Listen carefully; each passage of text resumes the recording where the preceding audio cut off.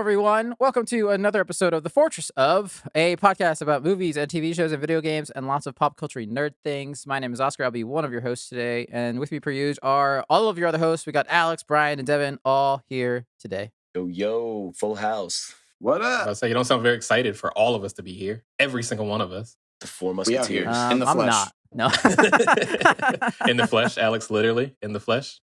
My man is nude right now. It's not a world record heat scorcher, but it's really freaking hot right now. So I just Yeah, we don't know if Alex is wearing pants, but it's just a nice guessing game. Surprise. This is the stay Fortress tuned of to the After end Dark. to find out. Hey, listen, if I learned one thing from In the Heights, I know that no AC in New York is, nothing to laugh Pretty at. unbearable. People kill people over that shit. You saw Hey Arnold? Got in fights and shit. Sometimes AC in New York is kind of tough, which is what I'm dealing with. Mm-hmm. But Yeah. we're surviving. Mm-hmm. Good. Love to Very see it. nice. With that, guys, first of all, listeners, if you want to skip ahead to anything or avoid spoilers, check all the time codes for all of that, whatnot. But with that, shall we get into our first segment of the week? Ooh, Let's let's do it. News talk. So, the first trailer for Marvel's She-Hulk, Attorney at Law, came out, and it's a lot of people have been talking about it. I will say, it's pretty controversial in somewhat. I will first out say I liked the trailer. I enjoyed it. This was, I think, the one show I was looking forward to the most when they first announced like all of their first like set of these, like Moon Knight and WandaVision and all the other jazz. I enjoyed it. I understand her CG that's one of the biggest things is that people She are saying her looks CG fucking bad. She doesn't look that great. Everyone noticed it. She looks bad. I think it's hit or miss between shots and scenes. Mostly Yeah. missed, though. Lighting. Yeah. I do wonder, like, I mean, obviously this comes out in August, so they have time to get another Clean it up, render hopefully. on that. Yeah. Right. But yeah, it's just, this was probably my biggest worry when they announced that. I was like, how are they going to do She-Hulk? How are they going to do weird floating head? What are they going to do? And it's also because they're comparing it to the Hulk, who is also in this series that we see. Mm-hmm. So it's hard to be like, look how good the Hulk looks in some of these shots. And then it's like, oh. I also heard reports that she was supposed to be bigger and more muscular, and they shot that down in the studio, and that's a little disappointing. Yeah, I thought she just kind of looked really tall. I mean, she's definitely buff, but she's not like. Oh, she looks tall. She's like the size of the Hulk. There's that she's shot where she definitely first tall turned. and she's kind of buff, but she's not. She doesn't look like the Hulk. Like when they jumped across the ocean or whatever together and landed, I was like, so she's like just as strong as him. Like I was a little surprised. Okay, I will say that I think she's gonna get bigger because in the comics, her Hulk is different in the Hulk and then Bruce Banner's Hulk in the sense that Interesting. when her normal human form works out, She-Hulk gets bigger. Oh. So it's like it's not just like with Bruce Banner, the angrier he gets, the bigger he gets. It's like she's very much more connected to her Hulk version in the sense Interesting. that she must work out for her Hulk version to also be bigger. Interesting. So I can imagine that she starts out maybe this small and she might get bigger as the show progresses or as she like gets more confident and works out She-Hulk more or something. It's thick. She'll look like China. I don't know if you remember rest in peace, Yeah. China from WWF. She kind of looked like that. I think that's a great way to describe her. So hopefully they make her bigger because I don't like that I don't know. I'm just afraid they're just trying to feminize too much. And I know that was a complaint that you kind of had, Alex, talking about how the storyline of this seems a little dicey. Yeah, I was really surprised more than the CGI. I was more surprised than the content. Like it just looks like a 90s version of a sitcom. Like there's a lot of like sexist jokes and like misogyny. Like the whole thing is about a superhero, but all she does is date people and talk about her butt. Like more power to you if that's what you want your show to be about. That's something, I guess. But like I don't know, why is she the only superhero that's going on dates? Why is the first superhero show about dating? A superhero female show about dating? It just seems like a weird step to take. Moon Knight went on a date, kind of. Tried to. Yeah. I mean, I will also say that it's like this show is clearly like they're going for like a comedy type of show because I'm pretty sure each episode's only going to be like a 30-minute show. So it's very much is supposed to be like a sitcom.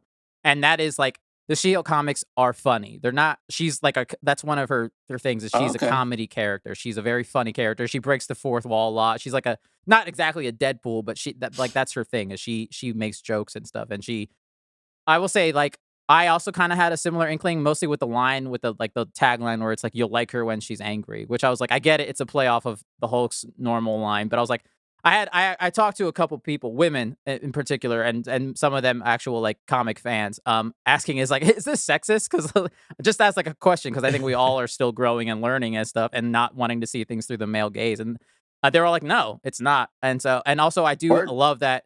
And I hope that because it is run by mostly women, the lead writer is a woman. She's actually she used to work on Rick and Morty, so I'm assuming and hoping that means she has the comedy chops down as Oh, well, cool. which is what this show needs. And then the lead director and a lot of the other head people in the production are all women. So I'm hoping Well, that's dope. that throughout the show it is more focused through or seen through the female gaze rather than the male that's gaze. cool. You know. If that's the case, that I think that sounds promising. I guess I didn't really know what to expect. I thought it was another like superhero show. I don't really know anything about She-Hulk or the comics. Mm-hmm. Yeah, it sounds like it's being made with love and attention, which is all we can ask for. Right. Yeah. I will say that like it's gonna teeter. Like this show it's gonna have to nail that balance, and because it could go either way. Like it could end up being like, this is a kind of a sexist show, type of thing. So like if it just turns out being Sex in the City with a green person, then that's not going to be super exciting. Also, I do think they are trying to get a little bit more of the female crowd and maybe appeal to them more so. And that could be an interesting thing. But like you said, I just hope they do it correctly and maybe not so incredibly on the nose that it feels like it's like pandering. I don't know. We'll see how it goes. They haven't failed us this far. So. And that's I trust Marvel and they're the people they hire for most of these things anyway. So I think it's At worst, I think it'll be a solid okay. Yeah. Yeah. Aside from the actual stuff in the trailer, I think that Tatiana Maslany she looks great, like as the character. I think like not the CG is what I mean, but like she seems to be doing well playing the character. She seems really fun. And I'm mostly excited to see her and Bruce's interactions between each other because they're cousins. I think I'm mostly also excited for this. The same reason I was most excited for Hawkeye afterwards, after Hawkeye was done, was because I want to see what our OG Avengers are doing post Endgame. And so this is the first inkling we're going to see of Hulk afterwards. And so I want to know what people have been doing, because even though we've seen a lot of stuff post Endgame, we haven't seen enough from our like core people that we've cared about because we're introducing so many new characters, type of thing. So I'm really looking forward to that, and also just She-Hulk in general. I'm hoping they nail the jokes. Yeah, it looks like she's good. And like I heard about her from, she was in Orphan Black, that show Orphan Black, and apparently she plays like a bunch of different characters in that. Did a pretty good job. So I mean, she's definitely like a talented actor. So I think that show's supposed to be pretty good. I know her from a single episode of Parks and Recreation, because she was Aziz Ansari's girlfriend. Oh my gosh! Oh, that's funny.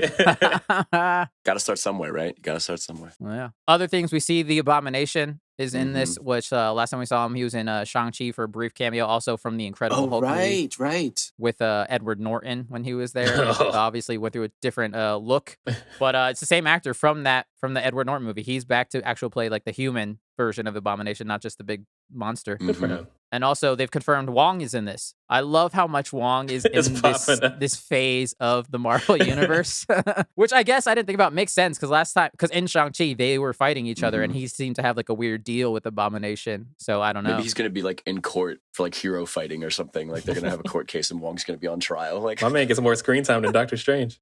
Yeah, that's true. And other people are freaking about, you see a glimpse of a character named Frogman that is typically a really goofy character, and I don't know what he's going to do in this show, but people are excited. You had me at Frogman. I'm sold. I'm mostly excited. I'm assuming you've got to have a Daredevil cameo in this. You think so? Like like they have to, yes, they're lawyers. She's a lawyer. I hope that they're in a case against each other or something. Like something. You gotta. I hope Frogman isn't. I don't know. I just feel like if you start throwing in all these random like minor heroes for Marvel, it just turns into like, you can do it for the funnies, like something from like One Punch Man or something. A comic universe. Or like like where My Hero Academia, where just like there's just an overload of heroes. You can never remember all the names of all the characters because there's too many goddamn classmates. So I don't know. I don't want to I don't know. It's inevitable. Maybe it already is overwhelming, but I don't know. I just don't want it to be like, I don't want it to be where it's like, oh, this is just a random hero that doesn't even have a story and they're just here now. It's like, You know, That's fair. That's fair. that's just my opinion. We'll see. That's I think it's gonna be 9 episodes. Comes out in August. Mm-hmm. So we'll And they're see. gonna be half-hour long. I think so. I think that's what I read. Interesting. But yeah. Y'all better fix that CGI then. Shit, you barely even got any. You only got 9 episodes. Yeah, it's only 4.5 hours of TV. Fucking fix that shit. Yeah, we'll see. Next, fucking what's his name? Jon Watts, who is the now ex-director of Fantastic Four. Which the reasoning he said was because he was kind of done with superheroes for now and wanted to take a break and do some more of his indie stuff. Turns out his indie stuff is he's doing a Star Wars. He's doing a Disney Plus Star Wars series about kids. So it's like a Goonies, a coming of age type of shit, but Star Wars. You lost me at Goonies. What the fuck? Goonies is a great movie. I don't want a Star Wars version. I mean, yeah. I can't wait for it to be like a story of like the Jedi's training at the Jedi Temple, and then it ends with Anakin Skywalker showing up. That's how the series ends. Oh no. I mean, I feel like on paper, like Goonies fans and Star Wars fans, like OG Star Wars fans, there's probably like the same people back in the 70s and the 80s, you know? Yeah. The same old millennials, or what's the generation before that? They're both me, so I'm not mad. They're both me. Yeah, I mean, they have said it takes place post Return of the Jedi, so I don't know exactly what that means. Is Luke? Is it going to be Luke's school? Like what is it going to be? Exactly? I would love to finally see that aspect, like not in a video game. That would be sick. Yeah, yeah. It's gonna be that golden zone in between Return of the Jedi and Mandalorian, and in between Force Awakens, where they're just gonna live in that like weird zone forever with all the new stuff they make, so that they can be like, there's still some Empire so they can actually left. Have fucking lightsaber users. Ignore everything from the sequels. That's where they're gonna live. Right. All the new stuff they're gonna make is always gonna be in that zone. We'll see. I just like how he's like, yeah, I want to do something small. Here's $1 billion. Yes. Here's a big check. Yeah. Okay. Yeah. All right. Last piece of news. Netflix looks like they're considering adding live streaming components to their service, which they've talked about, I guess, because they've already talked about getting into games, which is okay. Why not? But now it's like they want to maybe do it for like live streaming, like competition based reality live shows, like an American Idol type of shit, or just like a reality show, like a reunion. I guess you could live chat. I don't know. This sounds really interesting to me. Yeah, when you started talking about like game shows and stuff like that, or like voting shows, like, you know, competitions, that actually sounds super cool, because I don't know anything that does that yet outside of people that create their own stuff on, you say, like Twitch or something like that. Mm-hmm. But like have something that's actually like created specifically for this purpose sounds super cool. Now, if of course they do it correctly. We'll see how that goes. I could totally see like an American Idol type of thing happening, or America voting in, or the world voting in on make a particular decision, or maybe it's like choose your own adventure style, and like people can like tune into like a live show, and it unfolds. They the get way, to choose. Yeah, it unfolds the way that you're choosing or answering questions or something, which may be different for somebody else at the same time. I feel like anything that's like live like this eventually is gonna go horribly, horribly wrong, because there's gonna be just like one group of people that like, let's get all the bots and make everyone like blow themselves up. I'm gonna troll. It's just gonna... if I have the opportunity to troll, I'm gonna troll. That goes without saying. My only thing is I've been a cable cord cutter for so long that I don't know how to catch a show when it actually comes on anymore. I always forget when shows come on, and I know I can always catch them later. True. Now that things are live streaming like that, it's like, oh, this comes on 8 p.m. Eastern, 9 p.m. Central, whatever, 7 p.m. Central. And it's like, I'm never going to catch it. Yeah. So I'm going to forget. I don't know. It's interesting. We'll see, I guess, how it all plays out for them. Hey, Netflix is desperate right now. They gotta come up with some stuff quick. Yeah. Yeah, they need some money. They're suing themselves. They're losing money and subscribers. Like, they're I don't bleeding. know what's going on. They're bleeding real bad right now. All their shows are getting canceled. Yeah. Yeah. We're gonna get live streaming, and we're gonna get 20 more seasons of Stranger Things, unfortunately. Oh gosh. And they're gonna be 8 hours each. Each episode's gonna be 8 to 10 hours. Oh God. This was reported by Deadline. Don't sue us. That is the news, everyone. We've done it yet again. Shall we move on to our our main topic of the week, I should say? Let's do it. But first, we are trapped in another fortress, guys. This fortress is killing Devin slowly. Just looking at his face right now. Because we are in the fortress of... My shield's low. I'm one shot top mid. Devin doesn't even have the energy to say the name of the show. God, they're Listen, talking about Halo, the TV series. when we did Yes. Halo Infinite, I did the Halo song introducing it. Okay, I'm not doing that here. Well, They I don't mean- deserve it. Oh. Yeah, so listeners, we are doing the Halo series. The season just wrapped. The first season just wrapped. So we're going to take a look and give our thoughts about it. I think we can all clearly tell where Devin's leaning, but before we go into spoilers, as much as Devin wants to get into it, let's quickly just our overall feelings. I'll say, and this comes with like I guess an asterisk for me, is that I have not played any of the Halo games. I know the majority of the major story beats, but not like maybe every intricacy, obviously. Mm-hmm. I will say I enjoyed this show for the most part. There are definitely parts of it that I'm like, I do not care about this, like pretty much whatsoever. I want to focus more on these other characters rather than this. But for the most part, I was fine with with what happened throughout the show, because I think there's definitely more good than bad for me personally, given with the knowledge that I have of that universe, anyways. Yeah, I didn't think it was a total waste, and I'm actually kind of excited to see where they would go with the season 2 based on how it ends. Mm-hmm. I think Word. let's just say real quick that, as someone that's never played the Halo games, Oscar, you were the target audience for this show. I guess so. Yeah. Yes. I think I can agree with that pretty wholeheartedly. We should also preface as well that Alex did not watch the entire series. He only got a few episodes in. This is true. Which I don't think he was planning on doing it anyway.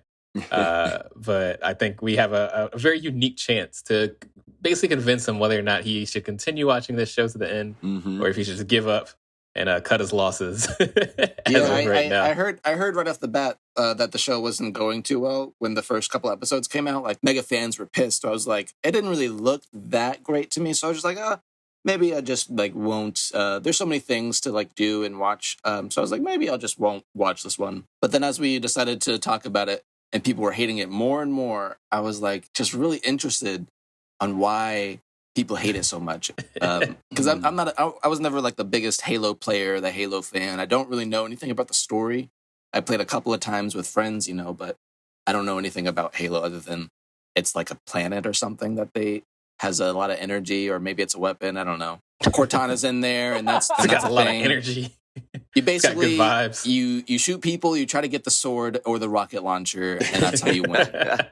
That's the Halo that I know. Boom. So I watched a couple episodes, and they grabbed my attention for sure. So I'm interested to see your guys' opinions and see how it got worse, I guess.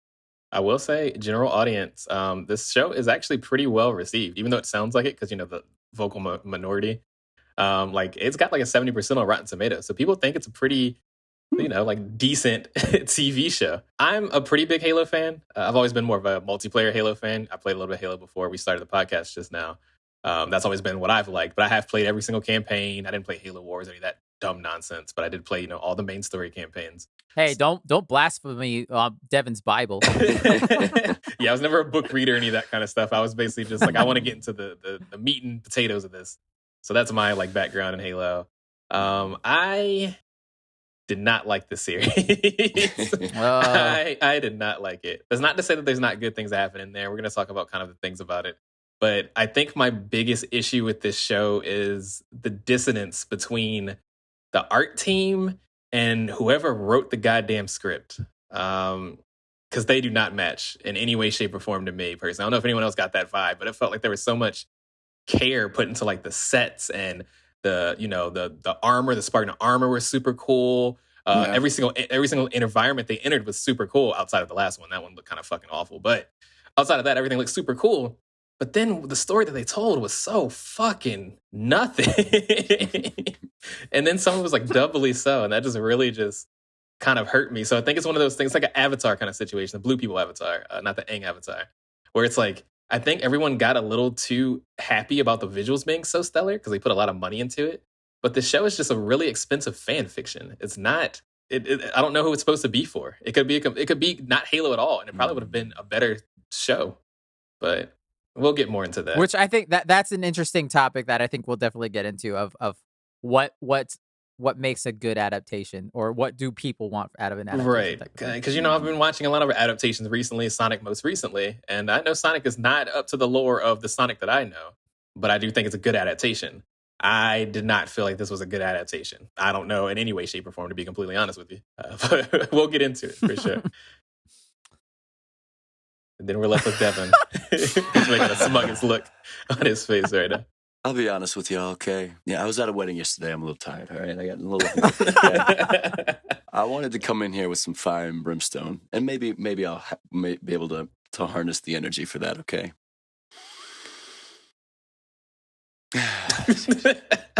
Jesus Christ. As somebody that did play all the Halos, all Halo Wars, ODST, all the side stuff, read all the books, all right? I got into Halo for all the opposite reasons that Brian's into it, which is probably most different from everybody. But one is like, the story of Halo was very, very, very good in the games. I've heard it's pretty good. For a video game, it's like fantastic story. Halo 2, there's definitely interesting. Like there's a lot of stuff in there if you dig deep. Right. It's also pretty dumb at times too, yes. though. Oh yes. Just based on the names. From what I've heard, the story or like definitely the acting, it feels very video game. Like there's a main character who's like the best fighter in all of the world and all of the galaxies, and you're the only one that can save the day. It's very, very tropey. It always made me giggle. And there's been some live action stuff, okay? Like over the years, there's been the Halo Remember Reach trailer, okay? Where, Kat is carrying a bomb and she dies, and Noble Six just picks it off of her dead body. He's like, yeah, damn, that sucks. Goes and blows up the ship. Awesome. 2 minutes. There's a Halo Landfall, like fan-made little movie that was like 7 minutes long, which is like, it's like really intense, like, Saving Private Ryan kind of combat when they're fighting brutes. There were things there. Okay, the Halo ODST trailer. There's been some live action stuff. It's like, this is what it should be. Okay. And what did we get instead? We got Master Cheeks. Okay. Master Cheeks, bro. Oscar, maybe you can put in some audio that like goes back to when I was a sweet, sweet summer child. And I was like, maybe they'll take his helmet off once. And here's the thing about this whole show. If they take his helmet off, I'm out. I'm instantly out. I hate it. I don't like the show. The fucking, like... That's going to be my new stripper name, Master Cheeks. That shit actually goes hard. I'm not going to lie. Ass in this show from Master Chief than substance, okay? All right, let me say, I'll say this. The production value, I agree with Brian. Production value was very high. I think the sets were great. They built real warthogs for this, which was awesome. I think the Marines looked really good. The weapons looked great. Some of the action scenes were phenomenal. I didn't think the practical things looked pretty great, but I didn't think the effects were I thought the effects looked pretty amateur. I mean, not better than anything I could do, obviously, but they didn't look as good as everything else. Like, something about they did a great job with the profits. I think it also varied shot to shot for those effects. So there are times where it's like, that looks really good. And there are times where it's like, that looks really bad. Interesting. I guess we're getting into it at this point. Talking about that. Yeah, so I guess before we get going any further, spoilers from this point on. Beware of spoilers for, I guess, Halo, the show, obviously, and just any other Halo games or properties. Potential spoilers. So if you don't want anything about any of the games or any of the books, just skip ahead. But there also might be some specific spoilers that are very small in the show notes. Yeah. Check there. All right. Just let me finish my thought here. But I think that like there were things that were good, but I just wish they had done more, like embraced more of what Halo actually is, rather than like just throw in everything that like is a sci-fi trope and just put it all together. And like that's really where this show fell so short, was the writing. And they went through like 300 scripts. And this is what we got after fucking 250 versions of a script. This is what they put out. Are you fucking kidding me? Says the man who's like, I don't know if I have the energy for this. It took him like 3 minutes. They've been working on the show, okay? There had been versions of the show, like in like pitching whatever, since 2013. Wow. And this is what they went with. Maybe Halo's the new Dune. Maybe that's not possible to make a TV show out of it. They threw in Dune. They threw in like The Expanse. Like let's have some human on human conflict. Let's throw in some fucking space mystics. Space mystics in Halo? The fuck am I watching? But they were humans. That's the thing. It's like I can understand space mystics if they're literally any other race of being in Halo. What is a space mystic? What is this? It's an old lady. There's a bunch of random black women in the sand. There's like And then there's like the Expanse, like the colonies versus the UNSC, which is like in the books, that's like a little bit of something, but like it's never, as soon as the Covenant come on the scene, it is everybody, we're all in, we are all on the same boat, and we are trying to fucking not die. Because like the Covenant don't give a fuck. They will kill everybody. And so it's the story of Halo is like about... Which is what happens in that first episode, I will say. Well, once the Covenant show up, it is like we are all in the same boat. Yes. So I think they did a good job that really set the bar really high. But then I had to get into Master Chief's feelings and see his ass all the time and watch him fuck. Okay? Something I never thought I'd see unless it was like the real version of Cortana. This man... A love scene with the Master Chief? Come on! Do you think you could have watched a show where you're not into his feelings, though? Do you think it would have worked if he didn't have any emotions the whole time? So they talked about this, and this is what the studio was talking about, which I feel like is a little bit of a lame excuse. They were like, well, because that was one of the reasons, because, spoiler alert, in this Halo thing, this TV show, you barely ever see Master Chief in his motherfucking armor. Oh my God. This dude is almost like Smallville level of like, I don't fucking fight. I just be in my feelings. Let me jump in here. I started doing this thing where every time he put his helmet on, I would time how long it would take for him to take it off. Okay? Episode 4, he puts it on, drives 10 feet, and then takes it off and starts digging a fucking hole with a shovel. That is one thing I will admit, is that there are certain scenes in this where I'm like, you didn't have to take the helmet off for this certain scene. Like, I get it for others. And like, I will say in that first episode, the reasoning for him taking it off, I was fine with. It's a trope. It's about, he needs this girl to trust him. Sure. That's okay. That's fine. The first episode of the whole series, Mandalorian, you had to build up to it, and he does it in the last episode for like 2 seconds. And that's but my this fighting was point the right first there. episode, and then he never has it on again. I do wonder if they didn't want to do it because of Mandalorian. Yeah, you can't compare the two. I think in a world where Mandalorian didn't exist, maybe their idea of doing this and trying to humanize the character made sense. But then we watched 2 whole seasons of a character being humanized without ever taking his helmet off. Exactly, like showing so it made this feel with like action. Really like, oh, so you guys just don't write well. Ugh. Is what it kind of came down to it. But I think Alex is kind of right on the money when he talks about it. I think it's more likely that they started filming the show maybe years ago, whenever they started like, picking out characters and stuff, and then saw Mandalorian come out, and they're like, well, Master Chief is just Mandalorian, V2, just version 2 of Mandalorian. And they're like, we can't do that because we're just going to look like we're stealing from Mandalorian. So that's why I think they took this hard left with the way that this character arc is. Maybe so. But I mean, it was just, it was so comical. Like in episode 5, he literally is talking to Kai, and he's like, Kai, take your helmet off before you talk to me. It's like, fuck off. Like they were making like a mockery of it. Like, and that's the thing with Halo, okay? It's a sacred thing in the games. You never see the Chief's face because you are the Chief. That's the whole point of Halo. Like, the Chief could be you. Yeah, but you can't be him in a show, though. That totally makes sense for a video game. You never ever see what the Chief looks like. And every 343 has adopted Halo. Bungie did it.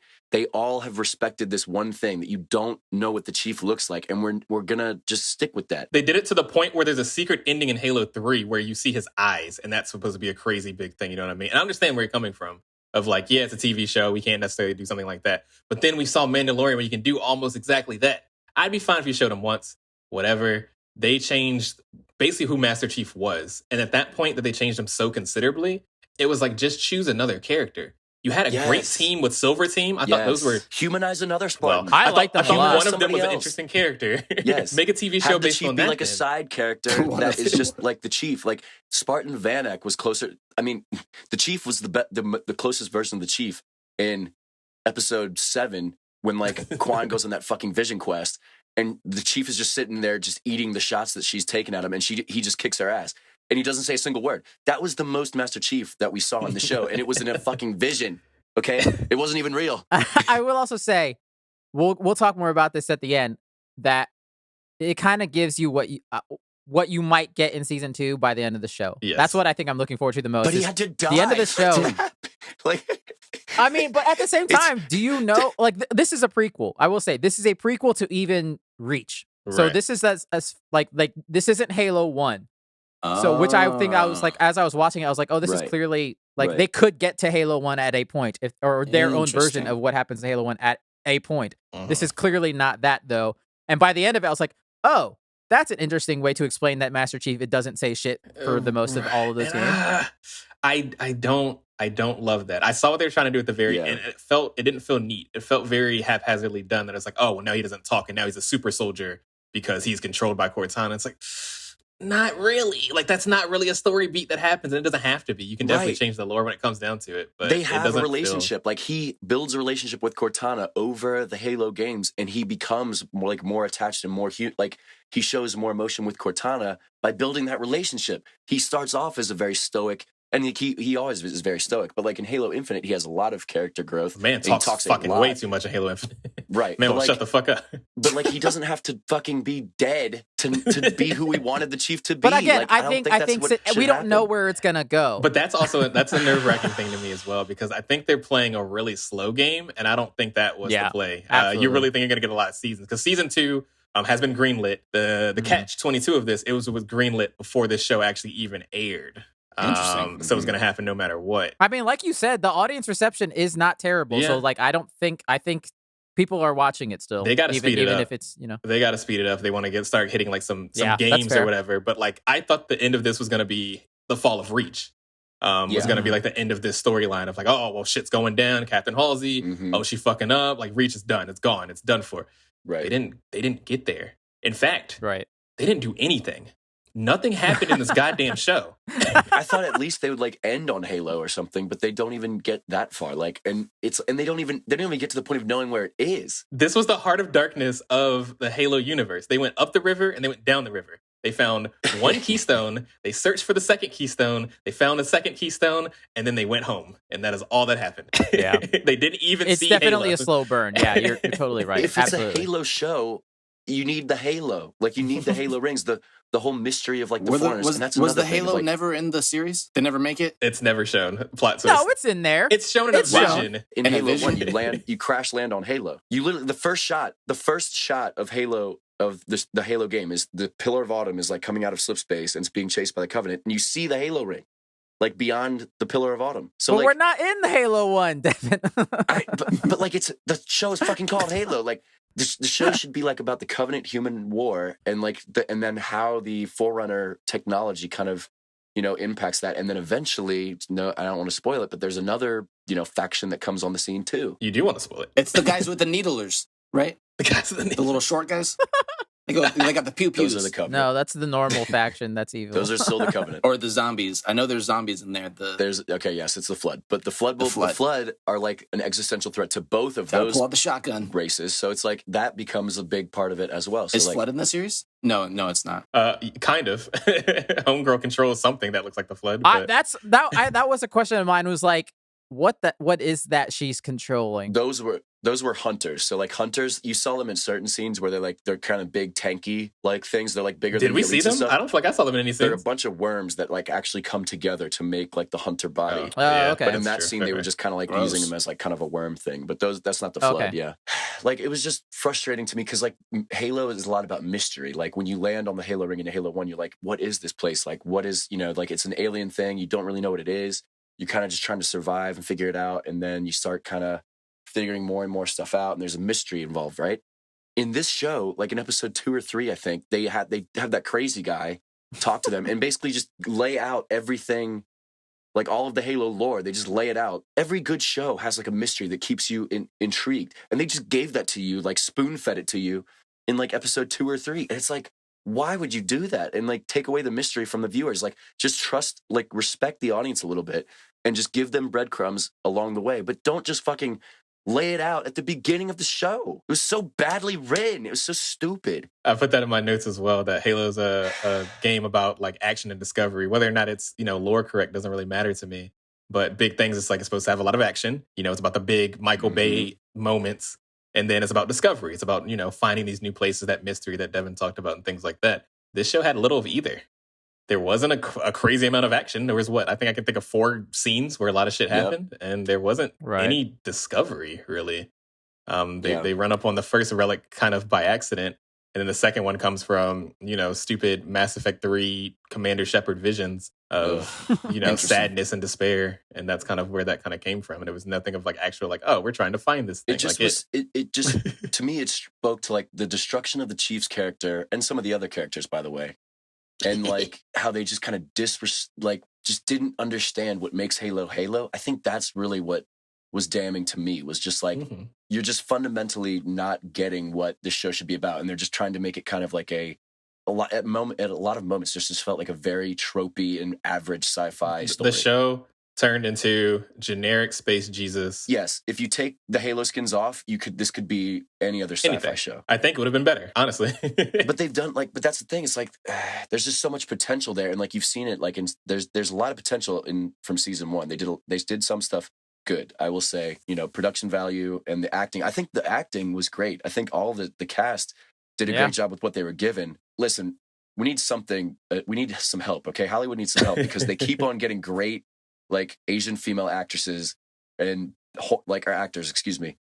And they keep on making them horrible characters when they're like really, really good actors. Okay, let's quickly talk about Kwan then. That is the storyline that I gave the least shit about throughout the whole thing. It does nothing. It does not add anything. It does not. It is completely 100%. It fills time. Set up for whatever they're gonna do in the future. And I'm like, her solo episode with Soren, I was like, I want to get back to Chief's story. That's the only storyline that I wanted to connect to. I do hate a solo episode. Those are never fun. And it could have been fine if it was her own. Like if they had focused more on this character, maybe because that's what the first episode. You watched the first episode, you saw the whole conflict and things like that. You would think that this would be a show that was like going to focus on her relationship with Master Chief. And kind of them going on their little, like, boat adventures. I definitely thought they were pulling a Last of Us in the first episode. That's what it kind of felt like. And that's why I was like, okay, it's going to be a Mandalorian kind of thing, Last of Us, dad and daughter kind of shit. It was going to be that kind of trope. Which, fine, we've seen it plenty of times, but it works. It evokes emotion well. Then he puts this girl on a fucking planet and just says, okay, peace. I got to go save the fucking world. And it's like, okay, bye. And then she goes on her weird-ass side quest that ends randomly in episode 7, and then they don't bring her up ever again. The 9th episode does not even have a single scene to give her any kind of like, okay, well, this is going to happen next for this character. She's done this and this and that. No, nothing. She was useless and added nothing. It was a stupid side quest to add dumb characters and make this weird Star Wars-ass side plot. I'm honestly happy that she wasn't in the last episode because I was like, I don't care. I don't want to see more of that storyline right now. And that's what it felt so forced in there to add, I don't know, some kind of, I don't know what it was supposed to add, to be honest. It didn't I guess add just anything. some kind of like seeing the human the side boots on the ground. You get like the Space Marine side, you get the alien side, and now you need like the normies. It was done poorly, so poorly. And I think that this is a part of the show that fundamentally just did not get what Halo is, right? Okay, so the insurrectionists, right? Where like it is that kind of conflict of like, central planets, the rich versus like the colony worlds, like the frontier of space kind of thing, right? Like that is a conflict in Halo. And that's why the Spartans were made, was to fight the insurrectionists. And then the Covenant show up on the scene. But when the Covenant show up on the scene, that becomes an existential threat for humanity because they are so outmatched by everything. Like they did a really good job, I think, in episode 8 where they showed like one planet that got glassed by the Covenant, like 10 million people dead in like 10 minutes. Hour. And like, that's what happens. That's why like the Cole Protocol is so important. And I did enjoy how they did that, of like how the best defense that Earth and Reach have against the Covenant is literally just having their location secret. But if the Covenant just happened to stumble upon a human planet, it's already over. As soon as they know where you live, it's over. Like the insurrectionists versus the UNSC. Yes, the UNSC did some shady stuff. But like throughout the Halo books and the show and everything, everybody's on the same page about like we are facing this existential threat that is way better than us. We can't really beat them in space. We can only beat them on the ground really with Spartans. You lose every battle you fight against them. And whenever they find a planet, you're basically just like, well, that's another one we've lost. So like the humans were so casual about the Covenant. Like these people were like, she goes back to a planet that the Covenant have landed on. And her biggest thing is like Governor Vinsher, another human. Yeah. Like, no, like every person on that planet should be freaking out that the Generic Covenant know where bad you guy. live now. The Covenant would have glassed that planet after. It's just insane to me that like not insane, but it's just like it doesn't do justice. Like we didn't need that narrative in the show. No, they wrote her story poorly. I think a better way to put her story might have had like a concurrent thing where like these are people that have never dealt with the Covenant, and then UNSC people that have also never dealt with the Covenant. They're having their like their issue, and then maybe halfway through the series, maybe the Covenant come through, and then that's when they come through. But literally, you have 10 minutes of being like, "Yo, y'all heard that UNSC? They're a bunch of assholes." Next thing you know, people are getting fucking obliterated. In the next scene, and it's like, "Oh shit, UNSC's coming to help us. I guess we're all good guys now. We're all friends." And it's like, well, that's the end of that. Because like you said, that's an interesting story to tell. To talk about how the UNSC was not great. There's a lot of insurrection, a lot of issues with that, and there's a lot of infighting between humanity. Could have been a cool story to tell. they bogged it down to homegirl is mad because 150 people died, and then she wants to avenge them. And it's been done so many times already. Like, it's been done before. Like, we don't need it. Like, in Halo, it was like a little afterthought in the Halo, like, in the Halo stories. But it's mainly like it's humanity versus the Covenant versus the Flood. And like we all need to circle up and be on the same page. But again, we're not there yet is the thing, though. Yeah. They haven't gotten there yet. They established that they've been fighting the Covenant for like years already. And like if you've been fighting the Covenant for years, then every colony would be aware of them. Everybody should be very terrified that they're going to find you next. But like that's fair. The fact that the Covenant, like the colony didn't even know about the Covenant, and they're like, oh, that's just a UNSC propaganda. Like, I thought that was kind of interesting, to be honest. Like when they said that, I was like, oh wow, these people don't believe that there's this alien race that's killing everyone. I thought that was interesting. You can go down to the Bible Belt and see the same thing. So that doesn't seem right, so yeah, off exactly. base So to that's me. yeah, right. And just like one example of bad writing, like in that first episode where they're like, hey, Kwan Ha, we want you to make a statement for us that like, that the insurrectionists and the UNSC are on the same side. And then she refuses, so you decide to have the chief kill her. Like that writing was and then she becomes this like highly wanted individual to the point where they're gonna like shoot the chief in that Pelican to stop him. I did think that was a bit overkill when they get the entire base to like surround this one ship. I'm like, damn, they really want to kill this 15-year-old girl. Right. Like, why? The best she can do is tell 37 people that this bad should happen. Like, she can't shitpost on Twitter. She can't do anything to actually do any harm. You won't make a Twitter post for us, so we're gonna fucking murder you. Like that to me was like the writing was so like nonsensical that it's just like that, and that's like you see just themes of that throughout the show of just like horrible writing. It was just straight tropey. It felt like I said, it felt like a Star Wars TV show. That aspect of it. Literally, Soren just feels like Han Solo. He's the reluctant hero. Oh, God. Of like, I guess I hope, even though I'm a real bad guy that does bad guy things, I'm great value Dave Chappelle. And then he pops up and he's like, well, I really do love my boy John. Let me go ahead and help homegirl for you. I still hate you, though. And it was like, we've seen this. I've seen this. Yeah. I mean, I get it. It's nice. It makes you feel good. But like, fucking, who cares? And that's the thing, too. Is he wasn't cool enough to make this story cool. You know what I mean? Like, it wasn't like it was like a Han Solo. It's like, oh, I love you. I know. It was just like, he's a black guy with a gun. I mean, I didn't think he was terrible, but I think also it's just him and Quan were bogged down to a pretty boring generic. This rich guy kills people and takes over the planet type of story, and I was just like, yeah. I mean, I think even if they had just maybe shown him do more cool stuff, being, an ex-Spartan, I would like to see this man throwing people in the ceilings and shit. There is a dope sequence when he takes out about 3 dudes in 4 seconds with just a knife. I thought that was pretty dope. And then he shoots his gun 8 times at the 7th episode and then fucking waddles away, hurt. And it's like, damn, bro, you're the same person as John? Like, I did like his action scene, but I found his whole thing was so weird. Like, he's a pirate, and then they're having like these like cocktail parties, but then in the next shot they're like wearing these like dirty clothes and like they're like struggling at like are you rich or not in this asteroid, and then they're having like these cocktail parties, and his wife looks like she's like straight out of the 1920s. I never figured that out. Like, why is she like I don't know why they went the weird it didn't fit at all. Hunger Games thing with her. Yes, that's never been a Halo thing. All the people on that asteroid too, but they're supposed to be like poor pirates and like roughing it out in the asteroid, and then they're like sometimes like really dressed well and rich. That was weird to me as well. But like, I don't know. But I enjoyed Soren's action. Clearly he's king of the pirates. That's what I just kind of left that one alone because I didn't care enough to even want to think too hard into it. Because I was just like, this is the artistic choice that was made. I don't like it, but whatever. Weird. They want to make their own, and that's just one of those things that reminds me again that it's like I don't think they wanted to make Halo.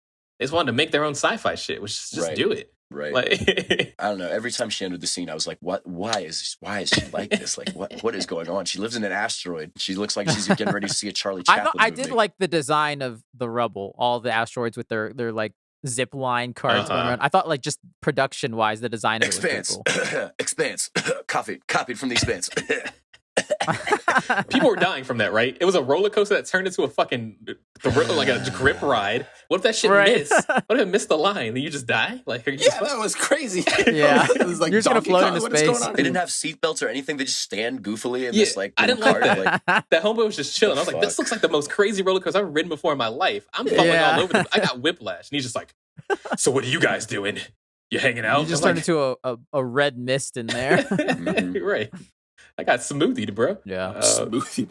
I will say, like the action sequence, going back to the first one, it's still, to me at least, very cool seeing a Spartan just fall from space and like it's nothing and just land on the ground like it's nothing. There's a moment in the last episode where one of them absolutely obliterates a grunt. Oh, That yeah, grunt is steps right turned on it. to dust. It is the most amazing thing I've Master ever Chief seen. just goes, Though. afternoon. And I was like, holy shit. I was like, there's nothing left. That grunt was atomized. No, I will say, I love watching the Spartans. I think that was the Yeah. coolest part of the show. It definitely fed, even though the CGI wasn't always amazing, like when Kai 125 was running and jumping onto the Captain Halsey's ship. I was like, that doesn't look great. They use a lot of motion blur. It's a little rubbery at times. Running along the Warthog, they were definitely like, that looked kind of goofy. Van Eyck especially, like you could just tell that the suits are maybe a little hard to walk in because they're like on like 4-inch heels or something. And like, so Kai and, Riz are like walking around and then Van Eyck's just like swinging his arms the whole time. Like every time he's in a scene. It's very much like Wookiee energy. Putting a man in a Wookiee suit and watching them run. It's like to never show a wide shot of them running because you can't do it. You can't do it. It looked hard to move around in those suits. But. I mean, also he has to play. He's a pretty big dude as it is. I think the man that plays that guy is like 6'5" or something like that. I think they all are. I'm pretty sure the woman that plays Kai is like 6'3", so they actually they're fucking tall people. That's Kate Kennedy. She does a lot of voice work for a lot of video games. Yeah. So they didn't have to do too much to like because they should be bigger than everybody. But I noticed they were all very tall. I did love the sound that just the sound design of when they walk, like when Chief's walking around the room and you could just hear his feet walking as he walks. Yeah, I was their like, feet feel heavy as hell. They got some boots on, man. Yeah. Yes, they are clunking. Yeah, just look heavy too. I don't want to walk around in that nonsense. These people are running, they're sprinting in that shit. What the fuck? It makes sense how you see him like curb stomp a dude's skull into goo at one point. It's like, okay, that makes a lot of sense that he's able to do that. That stuff was super cool. I love those fight scenes, and they were like, they have the iconic weapons. That was super cool. Using the iconic sounds, actually using gun sounds. I will say that the low energy sound was the great. no shield sound and stuff like that. They actually apparently got those sounds from 343 Industries, and they said they downloaded like 30 gigabytes worth of stuff just for the sound files for this game. And I was like, that's pretty cool. What was not cool was the first person Doom. Oh, you didn't like it? I get that they were like, oh, we want to remind you guys that this is a fucking video game, but it was like Doom tried it didn't work. Don't do it. I'm not gonna lie, I dug it. It looks fucking stupid. It was fun. Wait, what was it? So there's certain parts in the fight scenes where they'll go to first person and then they'll show like the HUD and they'll show how many grenades he has and what gun he's using and stuff. And it's like, oh, there's a fucking mini map. Oh no, I like the mini map. I thought that was fun. Like it's a fun Easter egg, but at the same time, it's like they did it too many times to the point where it's like, oh, y'all think this looks good. Y'all think this is a good idea. No. I think they did it probably better in that first episode. They do it again in the finale in that big epic battle scene. Probably too much, but I didn't mind it at that point. There's also way too much motion blur too. Yeah. Going back to those guns, they didn't know how a lot of those guns shot. They thought everything was an automatic rifle. And it's like, bro, you have a DMR, dude. Was an automatic rifle. Why are you shooting that shit like it's an automatic rifle? That's not how that works. They had the iconic pistol. They had the Halo 1 pistol. That was pretty fucking cool. Sniping that was great. people. I mean, I think the thing that sticks with me the most from that first action scene, which I think they did a good job of, was like how the humans are just getting obliterated by the elites. And then, dude, they kill a lot of kids in that first episode. Like when they open up that bunker and they just slaughter everyone, that's like Holy what the Covenant shit. does. That is what they do. That was wild. And that People was are interesting. vaporized. Because Alex, you were talking about like the effects in that. And when I think about the first episode the most, what was kind of making you feel not great about it? It was mostly like I guess like the big fight scene they had there was not bad, but it was mostly the very first effects they had when they were first shooting those kids running away. Yeah, they were shooting the kids. Like took some shrooms they found in the roots or whatever, and then they were running from some aliens and just the blasts that were hitting. Like they had some like fire gags that looked good. They were practical, but like I think they mixed it with like the green plasma and the smoke and the initial blast that just looked very very flat to me. It just looked like very basic asset. I can see that. Like, that After feels Effects fair. just kind of slid in. I think it was also a combination of the way they shot that particular scene.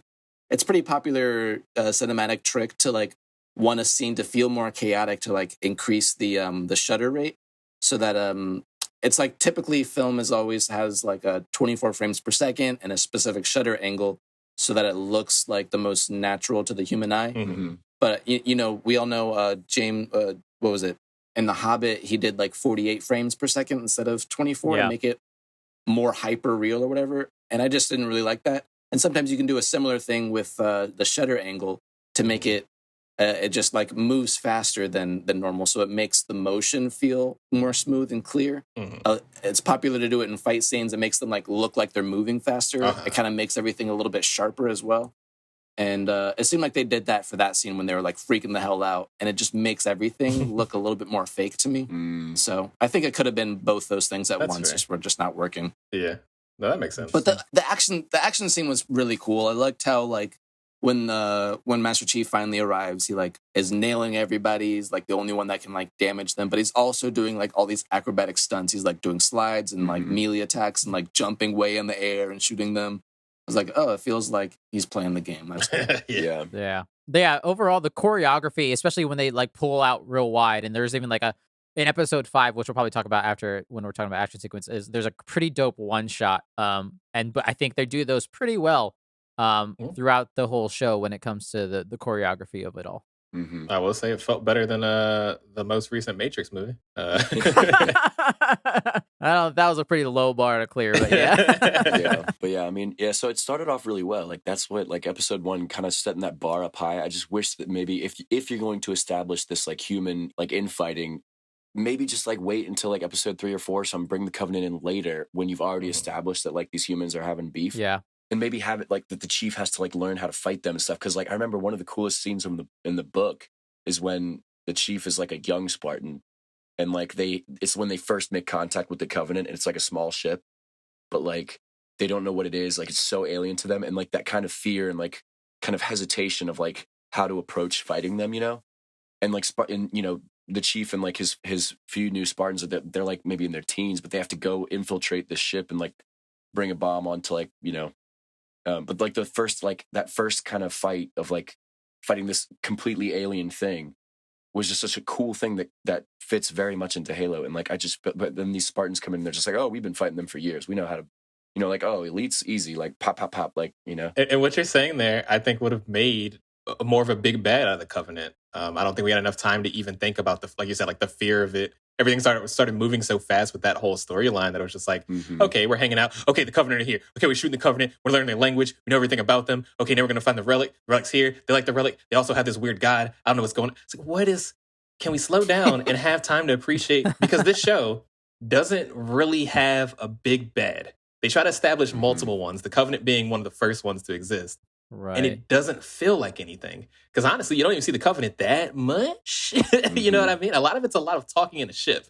And when you do see the Covenant, I'm not like, it doesn't feel like, oh shit, we don't know what the fuck we're up against. No, it's like metal music playing, fucking Master Chief doing backflips and shit, beating the shit out of everybody is what usually happens when he ever shows up to him. It was never like this weird, like you said, like that fear of like, we don't know what we're facing.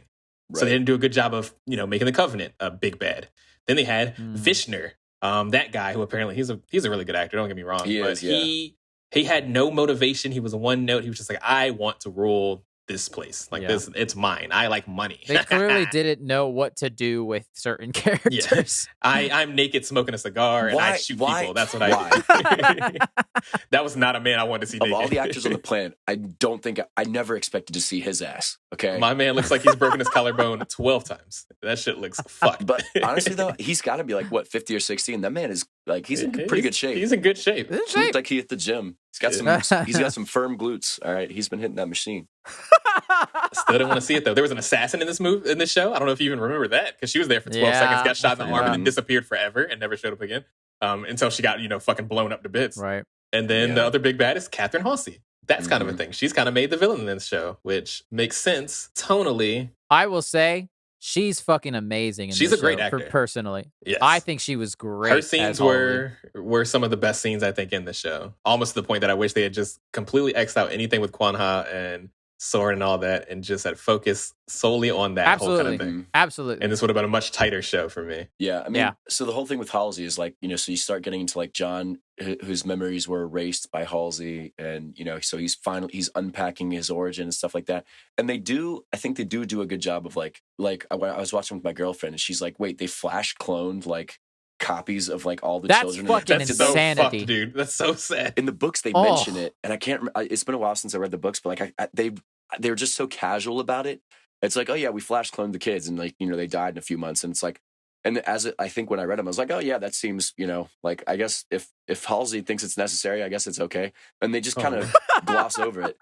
And in the book origin, like Jon is like, he doesn't have his memories removed. They just like train from a very young age, and they don't need to be like controlled per se. It's by, like, standard Halsey. military kind of shit. They just fucking break you down and build you back up. Yeah. Yeah, they're just very, very obedient, and they're like real life Spartans. Like they were very, very like committed to whatever the mission is, and they will do it, whatever it takes. So, but Halsey's character in this, I think they did a pretty good job with her. I think the casting was pretty good. I think she needed to be a little older because she could have been the same age as the chief, but like they just gave her that. They did that classic thing where they just gave her long hair. It's like, oh, this was years ago, and now it's like, oh, my hair's shorter now, so I'm older. I don't know. There were a few differences. Like I think that the Halsey from the games, so like this Halsey, come full circle and you find out that like, okay, she wants, to find out what the Forerunner technology is for herself, right? She wants to be the first one to understand it and like evolve humanity because she views like human emotion as like a weakness and they need to evolve if they're going to survive. The Halsey in the games is much different. Like she's very like, she'll do whatever's necessary, but it's more out of like curiosity. She's like, I just want to know how the Foreigners worked.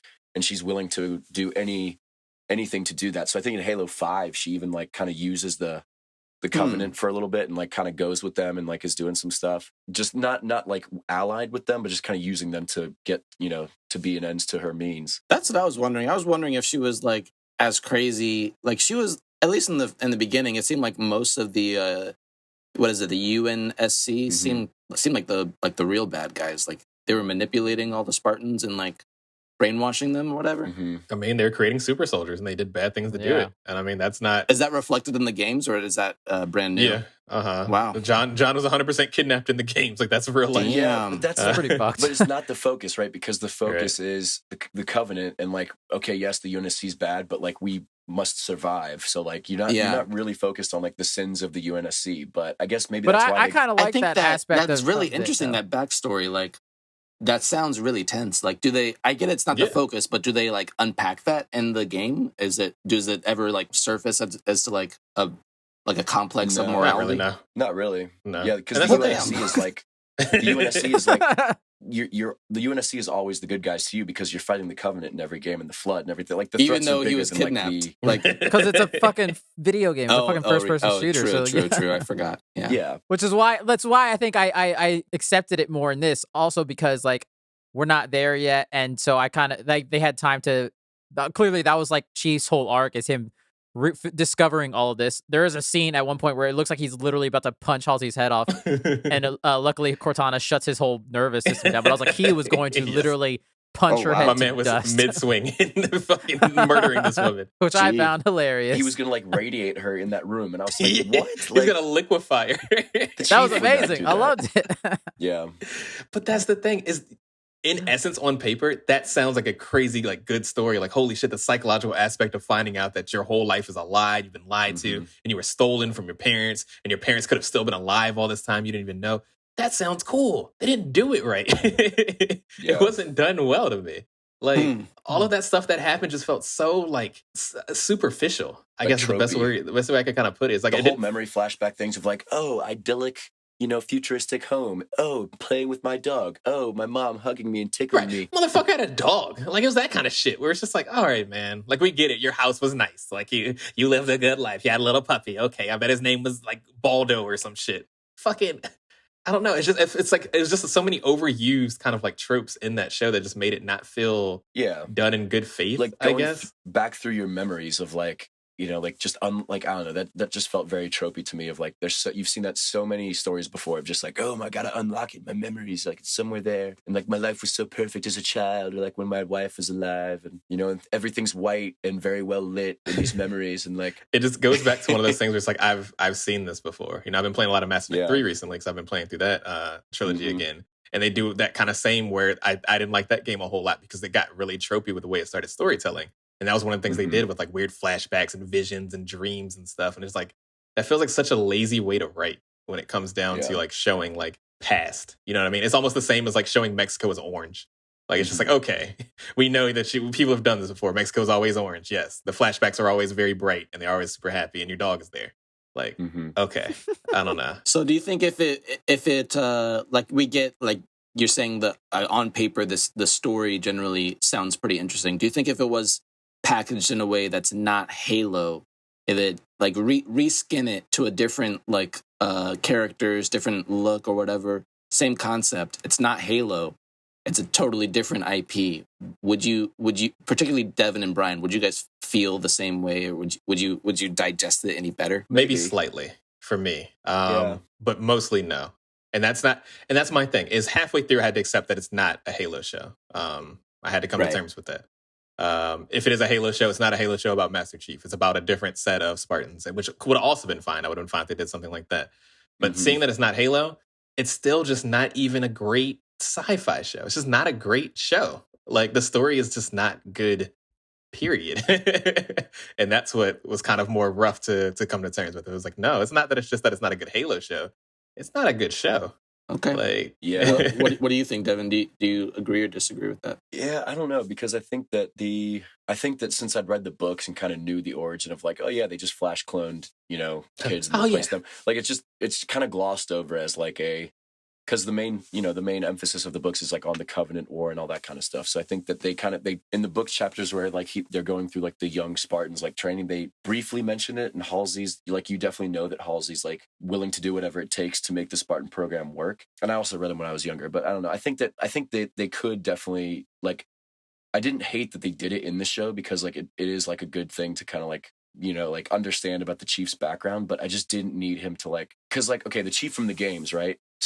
Take the Chief through this stuff, which by the way, he already knew he got, kidnapped as a kid, whatever, but like, take the Chief from the games and put him in this situation and be like, hey, you were kidnapped by Halsey and she erased your memories and all that kind of stuff. He would just be like, cool, like, all right, what's my next target? Like, he wouldn't care. I've got a mission. And that's the thing, like, this whole story was about unlocking the Chief's humanity and like showing like, like kind of unlock like why what makes him human and all this kind of stuff. But the Master Chief from the game just is completely different in that regard. So it happens at a different point through the game, and I think that kind of makes it feel weird as well. Like, we talk about like, yeah, this is before all this happened, so like maybe he becomes like we've noticed that it seems like the way the show is trending is that now that all this stuff has happened to him, now he's going to be the Master Chief that we know, quote unquote. Interesting. I think the show probably would have been a better show if they just maybe didn't even focus on him as a character, maybe focus on some of these other Spartans and what their trials and tribulations of. Humanize somebody else. Which, like Kate Kennedy, that plays Kai, has a very interesting storyline, because she also does the things to kind of awaken her mind and her things. Yeah. There's basically a chip in your back that keeps you from showing emotion and kind of like suppresses your memories and things like that. Master Chief takes his out. Kai, the other character in that, she sees him do that. She's like, oh, word? I can just fucking feel emotions? Let me go ahead and do that shit too. And then she does that. And then she has her weird like coming of age story where she like dyes her hair like a little 13-year-old girl. And, she starts getting a little fussy sometimes. And people are like, yo, why are you feeling so hard? And her story's super interesting. The orders and stuff. Yeah, to the point where it's like, maybe she should have been the main character of this goddamn show, because she seems to hold a better, at least my attention, she held better than Master Chief ever did. Because Master Chief just felt so uncanny to put him through these trials and make him feel the way that he did and fall in love and all this other weird stuff, where it's like, if this wasn't Master Chief, maybe I would be able to digest it better. But since it is, it's just like, this is wrong. Like, this doesn't. I just think you could have told this story. Like, I think they just had to make it about Master Chief, like to make, main character kind of thing. But like, if they had done the same story and Chief just comes in as like a side character, I think that I would have enjoyed the show a lot more, because you're respecting like the character from the games, and like, maybe you're respecting the gaming audience of your show by saying, okay, the Chief is this character, but we're going to center the story around this one. Yeah. And he can still be in the story. That's what we talked about when we first saw the first trailer. That's what I said. I was like, I would like Master Chief to not be the main focus. I'd like him to be a side character that you see. He does some badass shit sometimes. Man goes home, fucks Cortana or whatever the fuck he does when he's not doing missions. I don't care. But it would have been fine for him to just not be the main focus, because then he's allowed to be that stoic character that doesn't, like, everyone's like, oh shit, that's Master Chief. But he doesn't have to, you don't have to make that a main story, because he doesn't have main character energy in that way when it comes to storytelling. Because he's Mandalorian. He just, I'm here to do my side quest and then I'm going to leave. I'm like, okay, that's fine. Yeah. See ya, man. I'm gonna go, I don't know, enjoy my food. Fucking whatever. Yeah. Could have done that. And then made the story about, Silver Team. And that could have been cool. Because that also was a very interesting thing that also kind of felt a little stolen from other media. I instantly thought of Bad Batch from Star Wars. I just thought of the clones. Is you have all these clones, all these people that were made to be and act in a certain way. Oh, these ones are defective. They have too much personality. okay, we've seen it before, but it is an interesting aspect. Maybe play a little bit more on that. Homegirl found her emotions now. Now she's going through shit. She actually feels shit. Homegirl had a whole panic attack on the field, almost died because of it. Interesting stuff to play on. They only do it for that one character for 15, 20 minutes, and then she goes back to the supporting character role because we had to see more Quan Ha instead. And it's like, so I think what are you doing? You can do the story of like humanizing a Spartan and like having them question their humanity and stuff. I just think the Chief was the wrong Spartan to do it with. But like 100%. On that same note though, like let's get into I feel awful because I'm just watching Alex and Oscar just sit here and just like, I don't have anything to add here. I mean, I guess the only thing I can add is that I didn't all of your criticisms I didn't mind personally. Like that's pretty much it. Is like all of your issues with it, they didn't bother me. Mostly just because like I don't mind that they humanize Master Chief, and because all of it to me was just like I'm still waiting to see when they actually hit game timeline. They're not there yet. So to me, I'm like, I'm that's it. Cause like I was looking stuff up. Even like the book, The Fall of Reach is different from the game that Bungie made Reach. Sure. And it's like, so even the company that made the game has different continuity issues with it. So it's like, I'm okay if people take liberties. I get it that they've taken maybe too many for you guys personally. And I totally understand that. But by the end, I was just more like, oh, it looks like they're going where the games go. So I guess to me, I was still intrigued by the end and to see if they'll do it. Maybe they'll listen to the gamer community for season 2 and maybe take some feedback. Although I will say, I'm pretty sure they've already said that you will see Pablo's face again in season 2. Oh, I'm sure. I mean, they can't not. Right. Yeah, They've already set the bar. I mean, like just to clearly line out, what we thought. Like, so his first episode, his helmet comes off, which you thought maybe would happen once in the whole series. Then I think episode 2, he gets butt ass naked in the shower and takes the chip out. So that's where he officially becomes Master Cheeks. And then after that, he gets in like civilian clothes and goes out and just is hanging out with his just face all out, and like you're still getting used to it. All out. And then eventually, he basically just has the helmet off in every single scene, and then he gets his ass kicked later in the season, where it's like, if only there was like something that you could like use to protect your head. If only something like that existed where you could like maybe not take all these headshots and punches to the face. Anyway, and then he has sex later. We'll get to that, I'm sure. Oh, he should have been having sex in his armor, huh? Why are people so like let Master Chief fuck? No. Come on. I mean, the thing about him fucking, because what's funny enough is we have not talked about this character at all, because how little she matters in this goddamn story, despite being one of the other big bads that are in the story. Yeah. Which is Makee, which is the human like ambassador for the I was wondering who he does have sex with. I was making guesses at every character that popped up. I was like, is it you? Is it you? Every single woman you saw? Is he gay? Does he? Well, for a minute, I thought he might like have like a relationship with the black character. I forget who was like they were about to run away together. I was like, oh, this could get into like a really cool storyline, but they kind of like just dodged that one. Not Quan Ha. When they were outside of the gate. They were outside of the gate. Soren.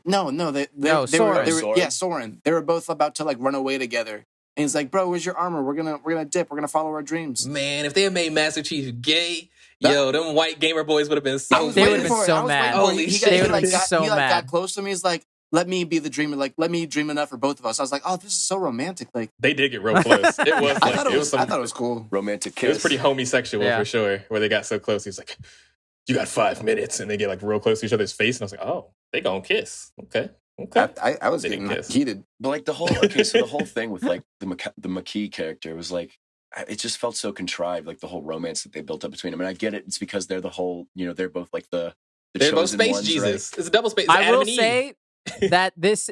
It was better than what I thought going into the show. Mm-hmm. I thought that she would just be the bad guy, like the Covenant just follow her for like no reason or some shit. And I was like, just to have like a non-CG bad guy in the show. That's why they did it. So the explanation of it, I was like, all right, that's a little better than what I thought was going to happen. I did like her like character growth, how she actually did, because I thought she was going to betray them for sure, and then she like actually like no, she actually turned on the Covenant because of her connection with the Master Chief. If she is well and truly dead, her story is tragic as fuck. Yeah, it's pretty tragic. Maybe I'm just too fucking, jaded, because I did not think her storyline was very good at all. I think it was a very much fucking bullshit of just like, oh, I'm not bad anymore after living with these people for decades because I found this hot piece of ass. And it's like, yeah, how does that work? Why did they have sex? They're both Were they connected. not enemies? Okay, no. Here's what happens. Okay, in episode 5, they have an action scene, and then as the Covenant ship is leaving, they drop her off in a pod. To which the Master Chief comes up and she's like, "Oh, I've been a prisoner." And it's like they just dropped you off, like on purpose, as they were leaving, and they didn't just shoot her immediately. It's like, dude, she is so clearly a Covenant spy. But they do like a good job of that. Of like, she like basically is not lying to Chief. Like when they're like kind of growing together, she's like, "Yeah, I mean, we would just cleanse all of humanity, and like and then we would go on the great journey."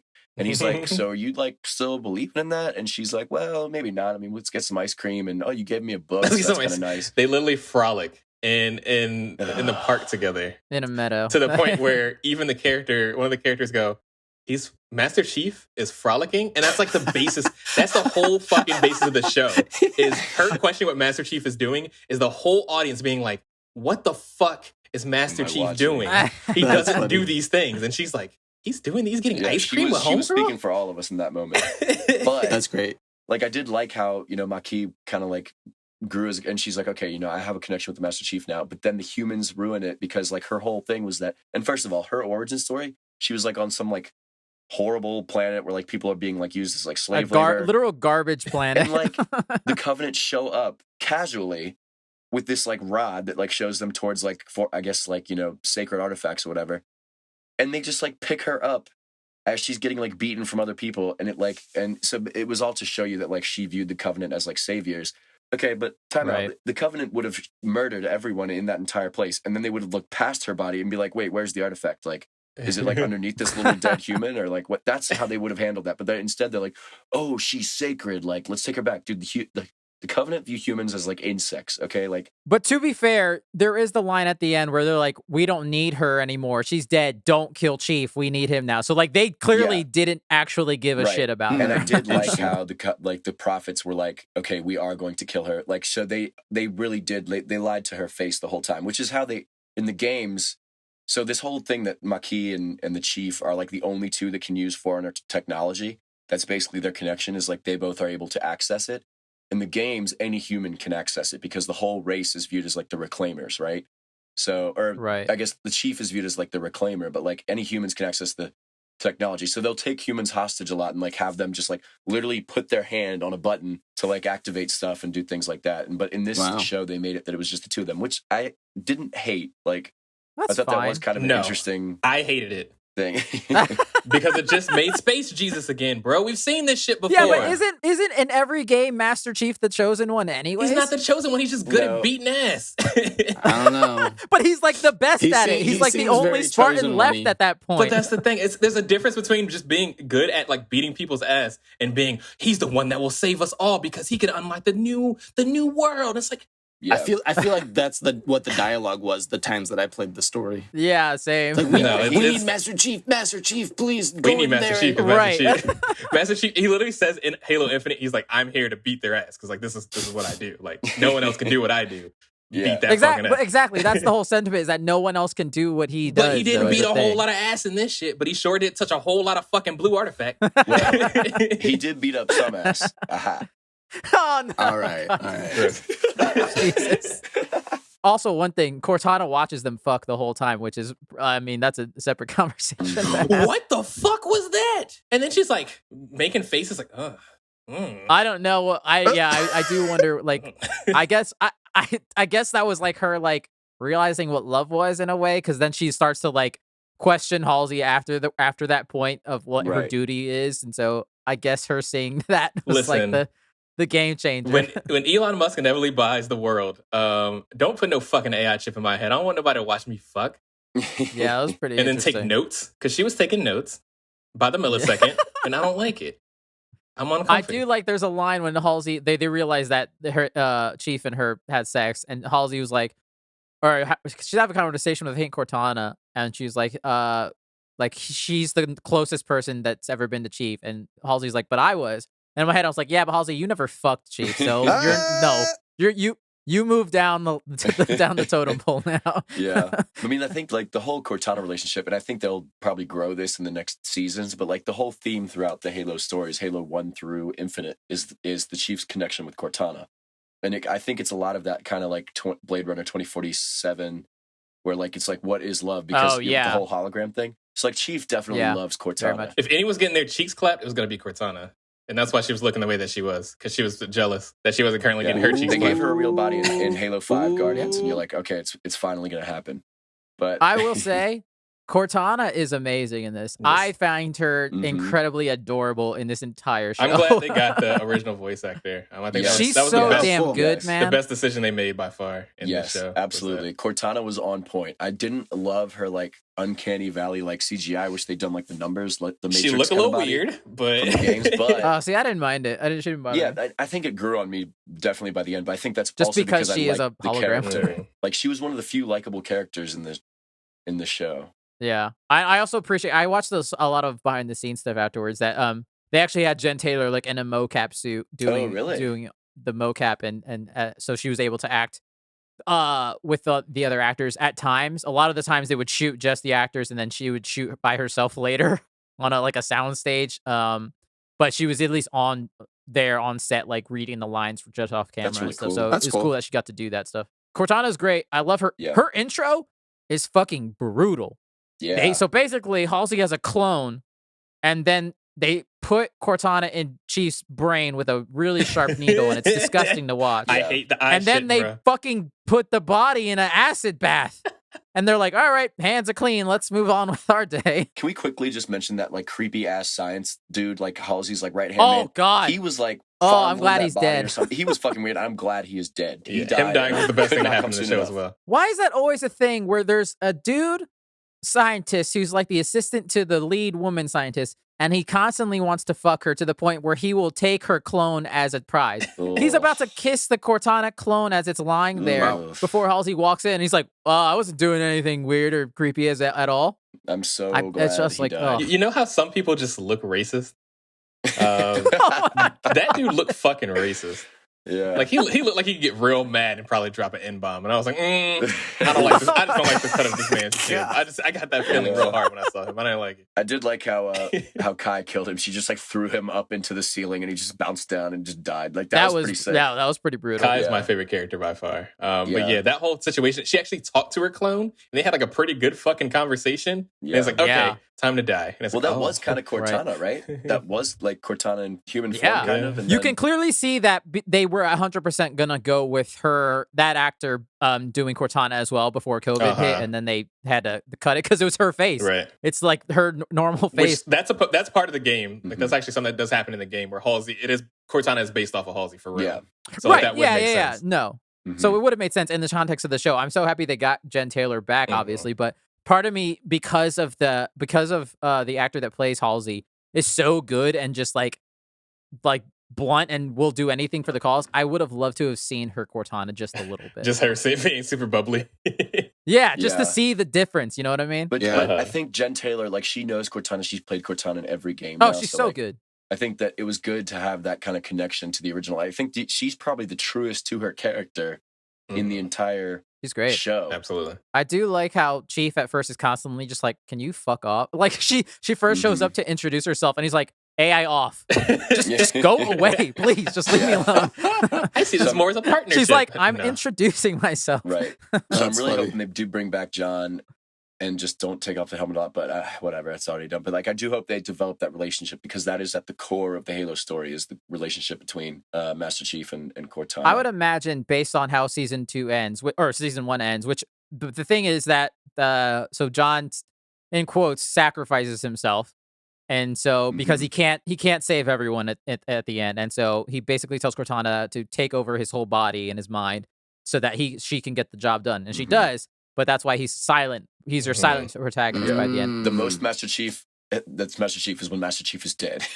Right. That was the best version of Master Chief. It felt like a person with their mic off playing Halo Infinite. Yeah. And I appreciated that. Yeah. I will say that last action sequence is pretty dope when they get to that planet. I will say, there were a lot of they things use I that liked there. fucking plasma pistol a whole lot. Plasma pistol fucking sucks. It does not murder people as much as they be fucking They were pretending using it the does. plasma pistol quite a bit. Also, Yeah. like they that one scene with the brutes where he's kind of like hand to hand with them. That was pretty sick. Yeah, that was awesome. He chucks one of the hammers to knock the other dude off who's about to kill Riz on the ground at one point. Like the choreography is The choreography was pretty sick. great. And they did the music. They had the music cue from the game. Yeah. When the big brute shows up. You had the Which I was like, is that was dope. hilarious because I watch everything with subtitles because I have sensory issues. That's Atriox, a main character, the main villain Is in it Halo really? Infinite and Halo Wars 2. Yeah. I wondered that, cool. but I was like, Why the they all fuck? look the same. Because you don't ever meet the brutes until Halo 3. That's the first time you meet the brutes in game. Right. So it's interesting to have them appear this early. Yeah. But there they are. Well, no, you meet the brutes in Halo 2, but I wish they had. You don't actually. Do you even fight the brutes in Halo 2? I guess they are Maulers. Yeah, and you stuff do. there. You do. Yeah, you, Okay, you that's fight fair. the brutes in Halo 2 because of the whole thing with Tartarus. Like, you have to because the elites, because the elites eventually become good guys. So I kind of wish they'd saved that reveal because the Covenant. That's one of the fun things about the Covenant is like all the different species in the Covenant. So like maybe keeping the brutes on deck for like season 2 because it's like a new one. Maybe they haven't seen yet. That would have been cool. But they've revealed them all now, so it's all good. But man, so that last action scene, the whole point that they're trying to find the Halo rings is because they think it's a weapon that they can use against the Covenant, right? That's like their point. And obviously, you probably want to be able to use the technology in something too. The 3 prophets are right there. The leaders of the Covenant are in the building with you, and they don't even acknowledge it. Of like maybe we should kill them because that would throw the Covenant into like chaos. They don't even acknowledge it, and Cortana literally could have just shot the pistol 3 times, and they all would have died. And they're all just sitting there floating, just like watching this all go down. It's like you didn't even think about shooting them. No, they all get in the ship and like run away. But it's like the prophets were right there. Damn. Like you could have just like killed them, and then the Covenant. The whole time, the whole Covenant is getting their ass beat. They're just floating. They're like, oh, interesting. Get them. And it's like, can someone fucking punch him in his face? Like, fuck these nerds. I just couldn't. I was like, I just wanted at least a line to acknowledge it, or maybe have the prophets like go away or something and like escape faster. Yeah, but they're just like sitting there. They're just like watching the whole time as like they're slaughtering Chief is slaughtering the Covenant down there. And it's like, should we maybe leave? And like, nope, let's just stay here. And it's like that you could have killed the entire power structure of the Covenant with like a couple well-placed shots. With 3 bullets. It was almost game over. Yeah. Well, to wrap up all of our thoughts here, I have a question for you guys. Mm-hmm. So we all know the Last of Us TV show is coming out sometime soon. I think they're still shooting, or maybe they're still editing, which we're all super excited to see. But we know 90% for sure that it looks like it's going to be beat by beat the same as the same storyline as the game, which is kind of sitting a little bit funny with myself. I know a lot of people are saying like, well, take the same universe or maybe the same characters, maybe different characters, but tell a different story, whether that's the same people or a different timeline or same timeline, completely new characters. Tell a different story, not something that we've seen before. The Halo series came out. It's definitely a brand new like storyline. Same characters, albeit they don't feel the same. But what do you think? Where's the just the right, like the Goldilocks, the happy medium? Yeah, never. What's the happy medium? People will always be angry at everything. That's a very fair answer. I think this adaptation made me less angry at some other adaptations, but I think like. Really I did have Mario Brothers that existed. Maybe Mario Brothers wasn't so bad. But I like the movie, but apparently people fucking hate that shit.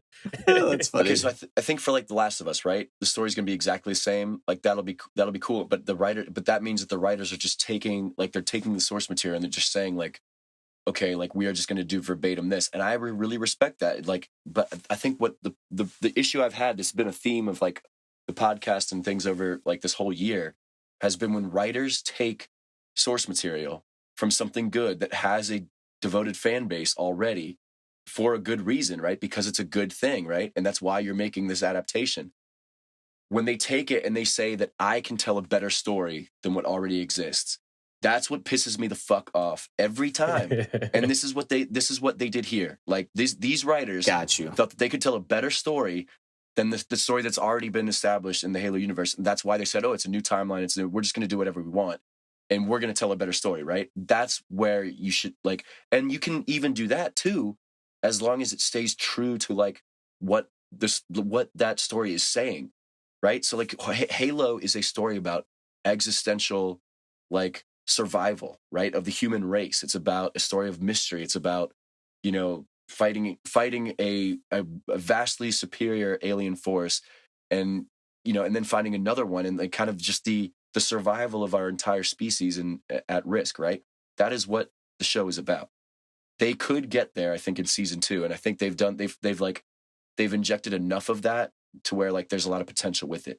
But I just think that the Chief is like a medium to tell you, like he's like a blank slate kind of thing that shows you this whole world. You build the world around him, right? And I think that that's what they messed up in the show, was that they made it more about him himself rather than like making it more about the world building and stuff like that. I think the world building in the show is pretty bad. Like you don't really know much outside of the characters. I don't know. That's my thought on that question. It's a very character driven show for sure. For me, I guess I can go next since we've been the talkative people. This goddamn, because we both love Halo so much. So this is painful. I just think it depends on the IP. I think some things are very story heavy, Last of Us included. I think you maybe shouldn't touch the story that's already been told. Or if you do, maybe do it verbatim. I don't think I'm necessarily excited about it being verbatim the same as what we've already seen because of how cinematic Naughty Dog games already are. So I just don't see the purpose of it. But like, you know, books like Game of Thrones coming straight from source material was very good until it stopped grabbing from source material. Right, then it became very That's bad. That's a good point. A lot of movies tell the same story as a book, but more fleshed out, or maybe sometimes less fleshed out. I guess it depends on if it's a show or a movie. Right, or a movie. But yeah, I just don't think that it's necessary to have visual media be told to visual media twice. Video games are pretty, for sure, if anything, better than movies when it comes to interactivity and being more invested in the story. Right. That's whatever. But then, like, we're talking about adaptations. When it comes to Sonic's not super story heavy. Yes, they got the Sonic lore wrong in the most recent movies, but it was still good enough to be, you know, still be a decent watchable movie when it came down to it. Where it's like, it didn't change. What would have fucking sucked is if they like took Sonic and then made him a super deep, dark dude with that curses and, you know, smokes cigarettes or something. That would feel made Shadow. Yeah, that's what it would feel like making the Halo show that they made just now with Sonic, of like where you just made the character so different from what the character's roots are that it just doesn't feel right anymore. And I think that's what they did here. I think this show would have done vastly better, at least for me. Maybe I could be wrong here, but just in my opinion, if they had just not focused on Master Chief at all. If it was just a story about other Spartans doing other things and then still having this exact same story, would have been better. Yeah. Quanha just never should have existed. That never should have been a storyline. But that's my own gripe. Yeah. I think they could have spent more time with Miranda, stuff like that. Yeah, I think Miranda was a great character. I think it was a great actor playing Miranda. Those are both characters in the games, Miranda and Jacob Keyes. They weren't black. But that's that's a change. I love the casting for them, though, to be fair. Like, I love that. And I really hope that Captain Keyes didn't really do much this I mean, he didn't do shit, but in the tell season people one, to shoot him. He just kind of walks around. But in the books, he has like these. So the human ships are really like outmatched versus Covenant ships. But he wins a series of battles just using very smart tactics. So I really hope we get to see like a space battle in season 2. They probably won't do it like justice, but I would like to see him in his. I will say there are a lot of interracial couples in this show, and I appreciate that. It's pretty dope. Yeah. It's just cool to see. You don't see it. Sadly, you don't see it that often. You see it more and more nowadays. But like, you have to have a black wife. Right. It's not like the Matrix. That's another difference, is that like Halsey had no relation to Captain Keyes in the games. Like Miranda Keyes was not related to Halsey, but I didn't hate. Oh, really? I thought she was. No, I thought I read that, but maybe it was talking about the show. But so I don't know. I'm pretty sure that Halsey only views the Spartans and Cortana as like her children. Like I really, which I did like that in this show. Yeah, I guess for me, I like Brian. It depends on the property, and also but I guess I'm more forgiving in the sense that if it's good. If it's even if it's like vastly different, as long as it's we'll talk about it when we get to Free for All, because I will talk about the most recent Chip and Dale movie. That was going to be my Free for All. But if it's something's good, even if it's radically different from the property, fine, good. As long as it's good and not bad. One of my old free-for-alls, we were talking about Bel Air, the reimagining of the Will Smith Fresh Prince show. I wouldn't say that it's very faithful to the property, but I think it's a decent show. I think it's a better adaptation than this was of Halo. Because I still think it was interesting enough to keep my attention, and it wasn't, it doesn't matter that it doesn't actually, directly touch any of the old Fresh Prince stuff, but it's still decent. I just think for me, Halo is like one of my favorite sci-fi stories. So I think because you have this kind of idea of what it is already, you're more turned off when it doesn't go that way. So that's a me problem. Like, I think the casual fans enjoy it. Yeah. I think my girlfriend really enjoyed the show, and it is cool to like introduce it to her. But now I'm like, okay, now we have to play the games on co-op so you can see the real story. She's like, what have I gotten into? Yeah. But it is cool to like tell her the differences and like and see her excited about the Master Chief and just like the Halo universe. So it is cool to bring it to the mainstream audience. I just think you should, before you start a script or anything like that, just be like, okay, what is like the theme of this story that we're adapting? Okay, let's just make sure we're anchored to that the whole time. I totally agree with that. Yeah. And I think and you can stray with characters, stuff like that. And I think that they didn't stray far enough to where it's not like it's irredeemable. Like I think they definitely can, maybe get some feedback from the naysayers and maybe work that into season 2, and maybe they're already planning to go that way anyway. But I just think that character wise with the Chief, is the main. A few character assassinations is where they strayed. Pablo did say, he tweeted recently, like today or yesterday, and he was like, if you weren't a fan of season 1, this is just the beginning. Shit's getting crazy next season. He said something like that, and I was like, whatever you say, man. Yeah, you just want to see your ass cheeks again. Yeah. Exactly. I want to rattle off real quick thoughts. Quan Ha has a terrible fucking haircut. That's number one. It's pretty awful. But also, that whole planet had a bunch of people with terrible fucking haircuts. It rivals the Hawkeye haircut. That's the future, dude. That's the future. It's rave. It's grunge. Cyberpunk. Yeah, man. You don't know fashion, bro. I fear the future. It's not about the Skrillex haircut. You got to do both sides, dude. Yeah, it's hardcore. Also, like on the Quan Ha note, I just wanted to bring your guys' attention to this that like bothered me throughout the show of like. And it's a writing issue. But like, did you guys notice that like every conversation just had like a lot of angst in it? Like every interaction was like so adversarial. The space operas literally said that. They were like, why are you so fucking angry, girl? And she was like, it's all I have left. I was like, okay. But it's like, okay, Miranda having a conversation with her dad, adversarial. Like, oh, you're not ready for this. Like, we got to take it. Okay, Miranda having a conversation with her mom. There's a lot of parent issues throughout this whole show. Yeah, Chief just casually talking to Cortana, Chief talking to Kai, Chief talking to the other spot. Like, Maki, like, every conversation was just like, you don't understand me. Like, I'm not, like, you don't understand. Or like you're not my dad. Soren and Quan Ha. It's like, oh, I'm only here because blah, blah, blah. Well, I think that maybe reinforcing your point, I think you were saying mostly that the writing was really bad. And since I've only seen a couple of the episodes, I just know that like a good technique in storytelling is why we're always invested, is because there's always conflict in every scene. Yeah. And each episode, there's easy to see like what the conflict is. But even in a particular scene or even a particular shot, there's always like a conflict and a peak interest, or people always want things. And usually in like great writing, you see in like dramas and in real life, people never really say exactly what they want or exactly how they're feeling. You always have to read between the lines to see what a person is and what they want. But a lot of times in bad writing, maybe in this show, they'll say exactly how they're feeling, exactly what they want. Yeah. Which just isn't real, unfortunately. They do a lot of tell, don't show in the show as well, which I think I would have rather just like, trust, like, I think it's a big thing in sci-fi shows, especially where you're world building. Just like trust your audience, like trust them to remember things from the episodes before. Just like give them some trust. They did a real bad job of that at the very end with Catherine Halsey, and they're capturing her and then finding out that she was clone? They found out she was a clone. Fantastic twist. Because literally it would have been great to make the characters like, because you have to, remember old conversation when they're like, oh, well, the clones get nosebleeds and headaches and stuff. And they're like, oh my God, she's having a headache and she's having a nosebleed. She's going to die. Oh, just like all those clones that she sent back to, to those children's families and stuff like that. But instead, they do a weird flashback and show her face in the fucking corner, like translucent. It's like, yeah, they all have nosebleeds and they all die. Right. And it's like,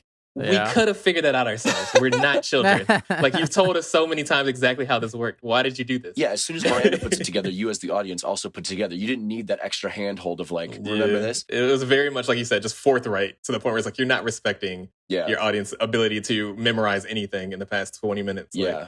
I think a flashback like that is always a lazy thing of like, or just like, you're just like scared your audience isn't going to remember it. It's like, if you wrote it well, the audience will remember it. But they always, whenever they do a flashback like that, it's always like, yes, like I know, like you put this great twist in, and I already know that I remember the context fair, I that will you gave me say for it. that flashback was probably from like 4 weeks ago. If the people watched it,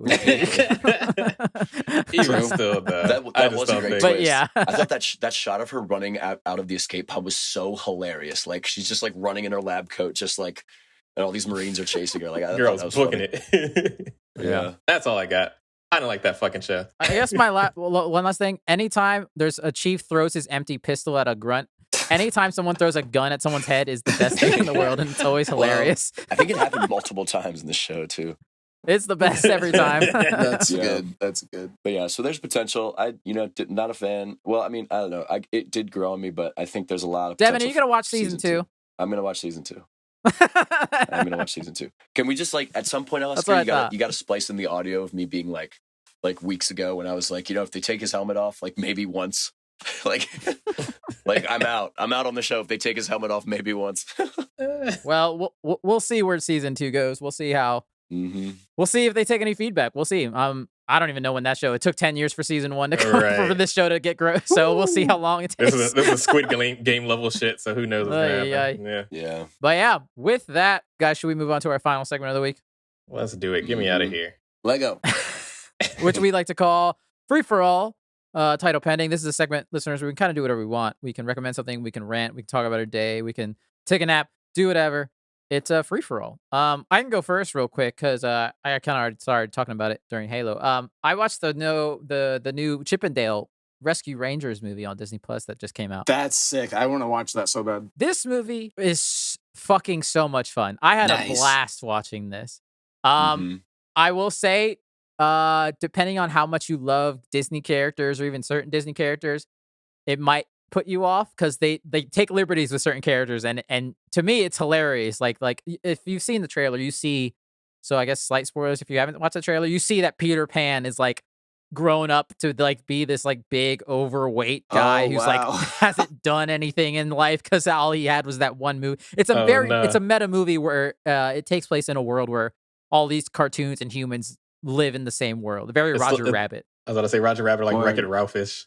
Okay. Yes. Sounds like, yeah. So they're playing their like movie character selves. They're playing as if they were acting in a show or something. Yes, without giving too much away. Yeah. Wow. So that's the world. So if that's cool. already off-putting to you, then you might not like it. But personally, I thought it was just a blast. The amount of Easter eggs and funny things that happen are just so much fun. And John Mulaney and Andy Samberg are hilarious, and I think their jokes are great. Yeah, I had a lot of fun with it. And I will say the amount of things that Disney, I'm surprised they got away with when they're like name drops of properties or just like, or just seeing a property that's not a Disney thing in this movie. I was like, how did they do this? They got the ugly version of Sonic. Yes. How do they do that stuff? Yeah, that's weird. It was astounding. And I guess Disney's got very all funny, the money. Like I know, right? We can throw a couple of $100,000 to get this in here real quick.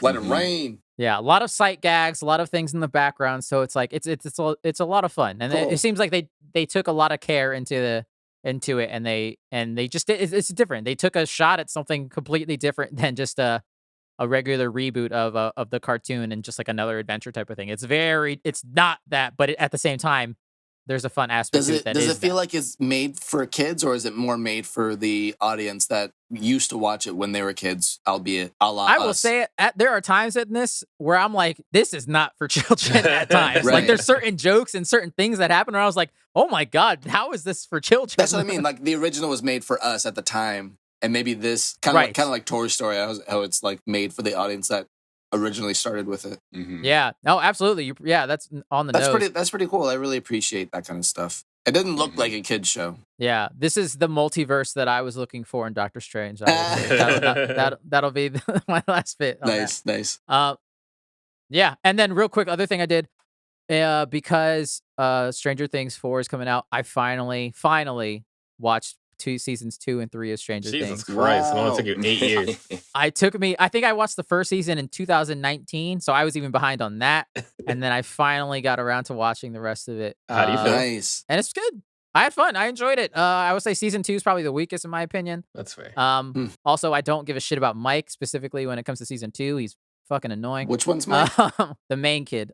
Yeah, he's a little rough. He's pretty the annoying. least he's the most annoying one out of all of them. The main kid that gets like taken, or the main kid that no, the main like kid of the that we four, who's like the leader of the group. Yeah, the one who likes 11. right. Yeah, he's the one I cared about the least. he was a He's shit much better ass in in season the 3. second season. Yeah, and then but yeah, no, I really enjoyed it. And so yeah, just watched it for the culture. So Nice. I'm finally caught up. Mm-hmm. Next is The Boys. We'll see.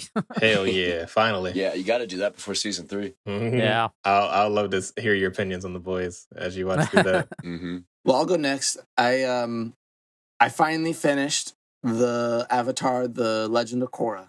Nice. Like a couple of weeks ago, maybe. But yeah, it was great watching finally. Like I said in the past, it's been great finally rewatching it and getting past the beginning first couple episodes of the first season. I think it really hits its stride, and like Korra goes on so many damn life-changing events. But I gotta say, like, I think the last time we spoke about it, it was in like I was on like the high of it. Like I was right in the thick of it, and it was great. At the end of the last season of it, it really felt like not as like the last couple of frames were great when Korra and the other girl, I forget her name, Osami maybe, the like inventor lady. Yeah. They like go off and hold hands. They go into like the spirit world together, which is pretty cute. They go off and hold hands. Yeah. You know, gay things. Yeah, quite As possibly. romance works, you hold hands. I think it's great. They're kind of alluding to romance, but it doesn't have to be. I kind of like that. But anyway, that was like a nice moment.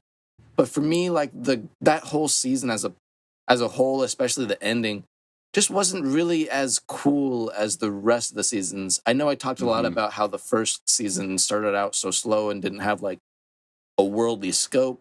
And this one definitely had like a world scope. Like the bad person was trying to take over the whole world and start like a Nazi civilization or whatever. But like she didn't really have like that many cool powers. She was just really like good at manipulating people. Like all the other villains were like magical as fuck and like really powerful like meditators and like deep on like psychological issues. She just had like parental family issues. Yeah. And was really good at talking to people. Like I just didn't find her for that could have been great for a first season, and then it gets like more fantastical as it goes. For me, like the second and third season were like the most epic, like going in and out of the spirit world all the time was really cool, and like I don't know, it just felt a little bit beginner to like be so plain with the last. Yeah. Well, I will tell you that show did struggle a lot when it came to just being created. The first 2 seasons like did very well and people liked them. Then the third season got aired like really abruptly.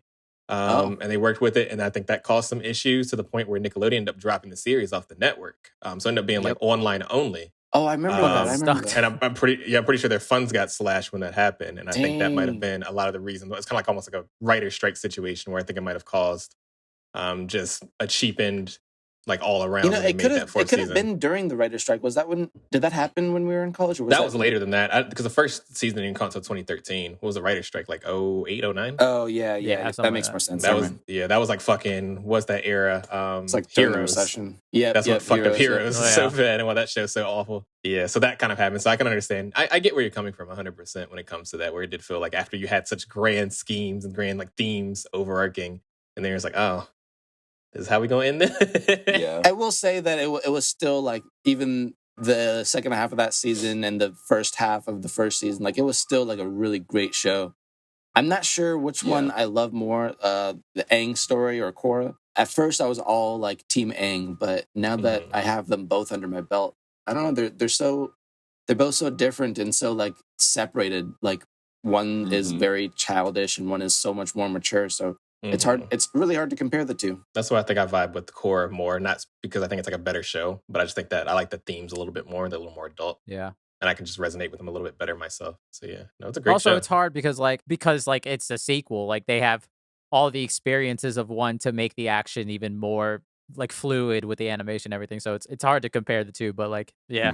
That's true. Yeah, that last season was definitely the weakest, but given all the issues behind the scenes that were holding it back. Like imagine if they had given Korra, said 4 seasons confirmed, tell a story. Like it would have been just as epic as interesting. Last Airbender. But they did a fantastic job, given that they had to come up with a new plot every season, not knowing that they were going to be renewed each time. So I don't know, Nickelodeon just like really fucked.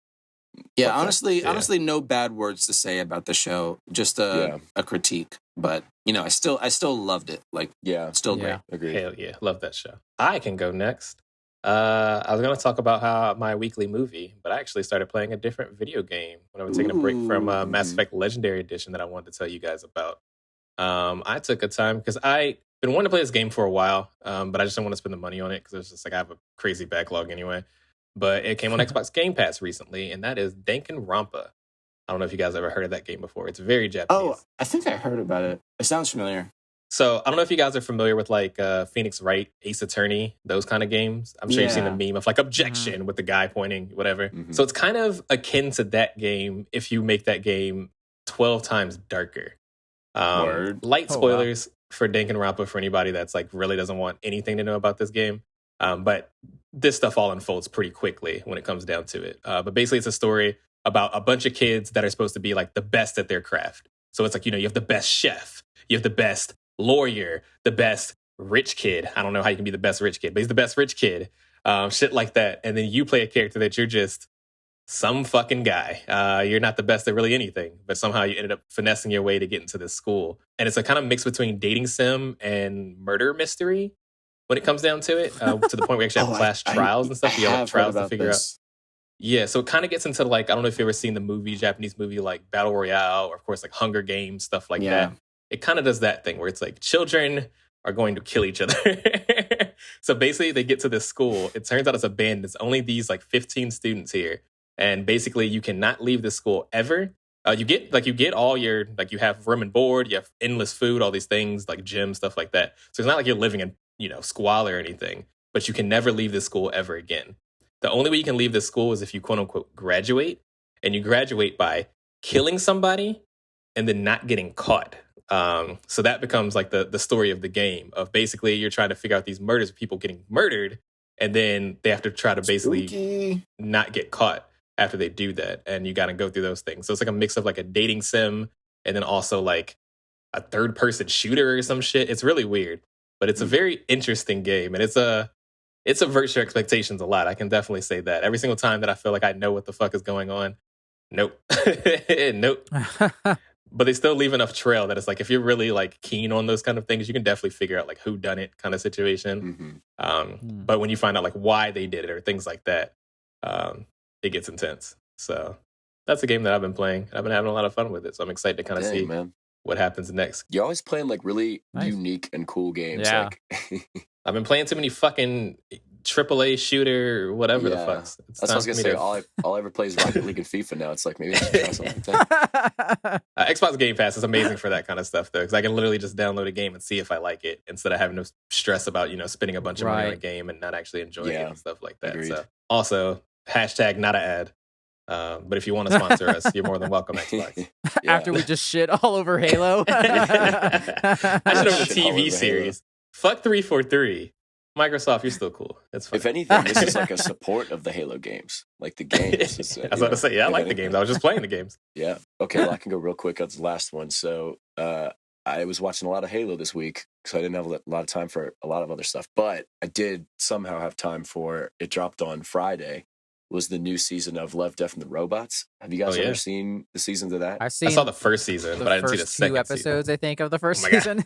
Well, there's 3 seasons total now, and I always watch all of them like pretty quick because they're only like, 10, 15 minutes long. I think 20 is like the max, and they're all just like self-contained, sci-fi stories made in different art styles and stuff, and they're always really good. So I don't know, I just watched all of them on Friday and Saturday morning. So maybe we can do like, an episode on them at some point and just rank them or go through each of the stories and stuff. But just really enjoyed them. And like, they're always like very dark and like kind of gory and stuff like that. Like the one that I'm still thinking about from season 3 is called Bad Traveling. And man, that was a grisly story. But yeah, they're always like very good. So highly recommend it if you guys have a little bit of time. Love, Death, and Robots season 3. It's very good. I will say the art style is amazing in those shows. I do really love seeing the different takes on that kind of stuff. Because I mean, it's usually computer generated, and that's like, I don't know, some of those artists are crazy to be able to make the stuff that they make. I love the unique animation styles, and like sometimes they do better world building in like a 15-minute window, and it just leaves you wanting to know more about like each one of those worlds, you know? Like, can you make this a whole TV show, please? Yeah, and they're just so well written. Yeah, I really can't. I can't wait to watch that. That looks great. Yeah, the new season just dropped on Friday. Nice. I'm gonna check that out soon. Yeah, it's on the list. It's on a backlog list of things to watch. That's an easy watch because it's very that's short. The thing. It's so easy to knock out. Yeah. That might be towards the top of my list. I remember enjoying the other season. Yeah. So, I mean, you can sit there for like an hour or two, and I think probably less than 2 hours full commitment, and you've gone through all of them. So, Right. That is nice. But yeah, that is the show, everyone. You can email us at thefortressof@gmail.com, Fortress spelled F-O-U-R. Feel free to email us any questions, recommendations, or feedback, or anything like that. Also follow us on Twitter and Instagram and the YouTube channel at The Fortress of. Tell your friends, tell your family, tell your grandma, tell your cat. Tell everyone to watch Halo so that gets to a season 2 that Devin will like.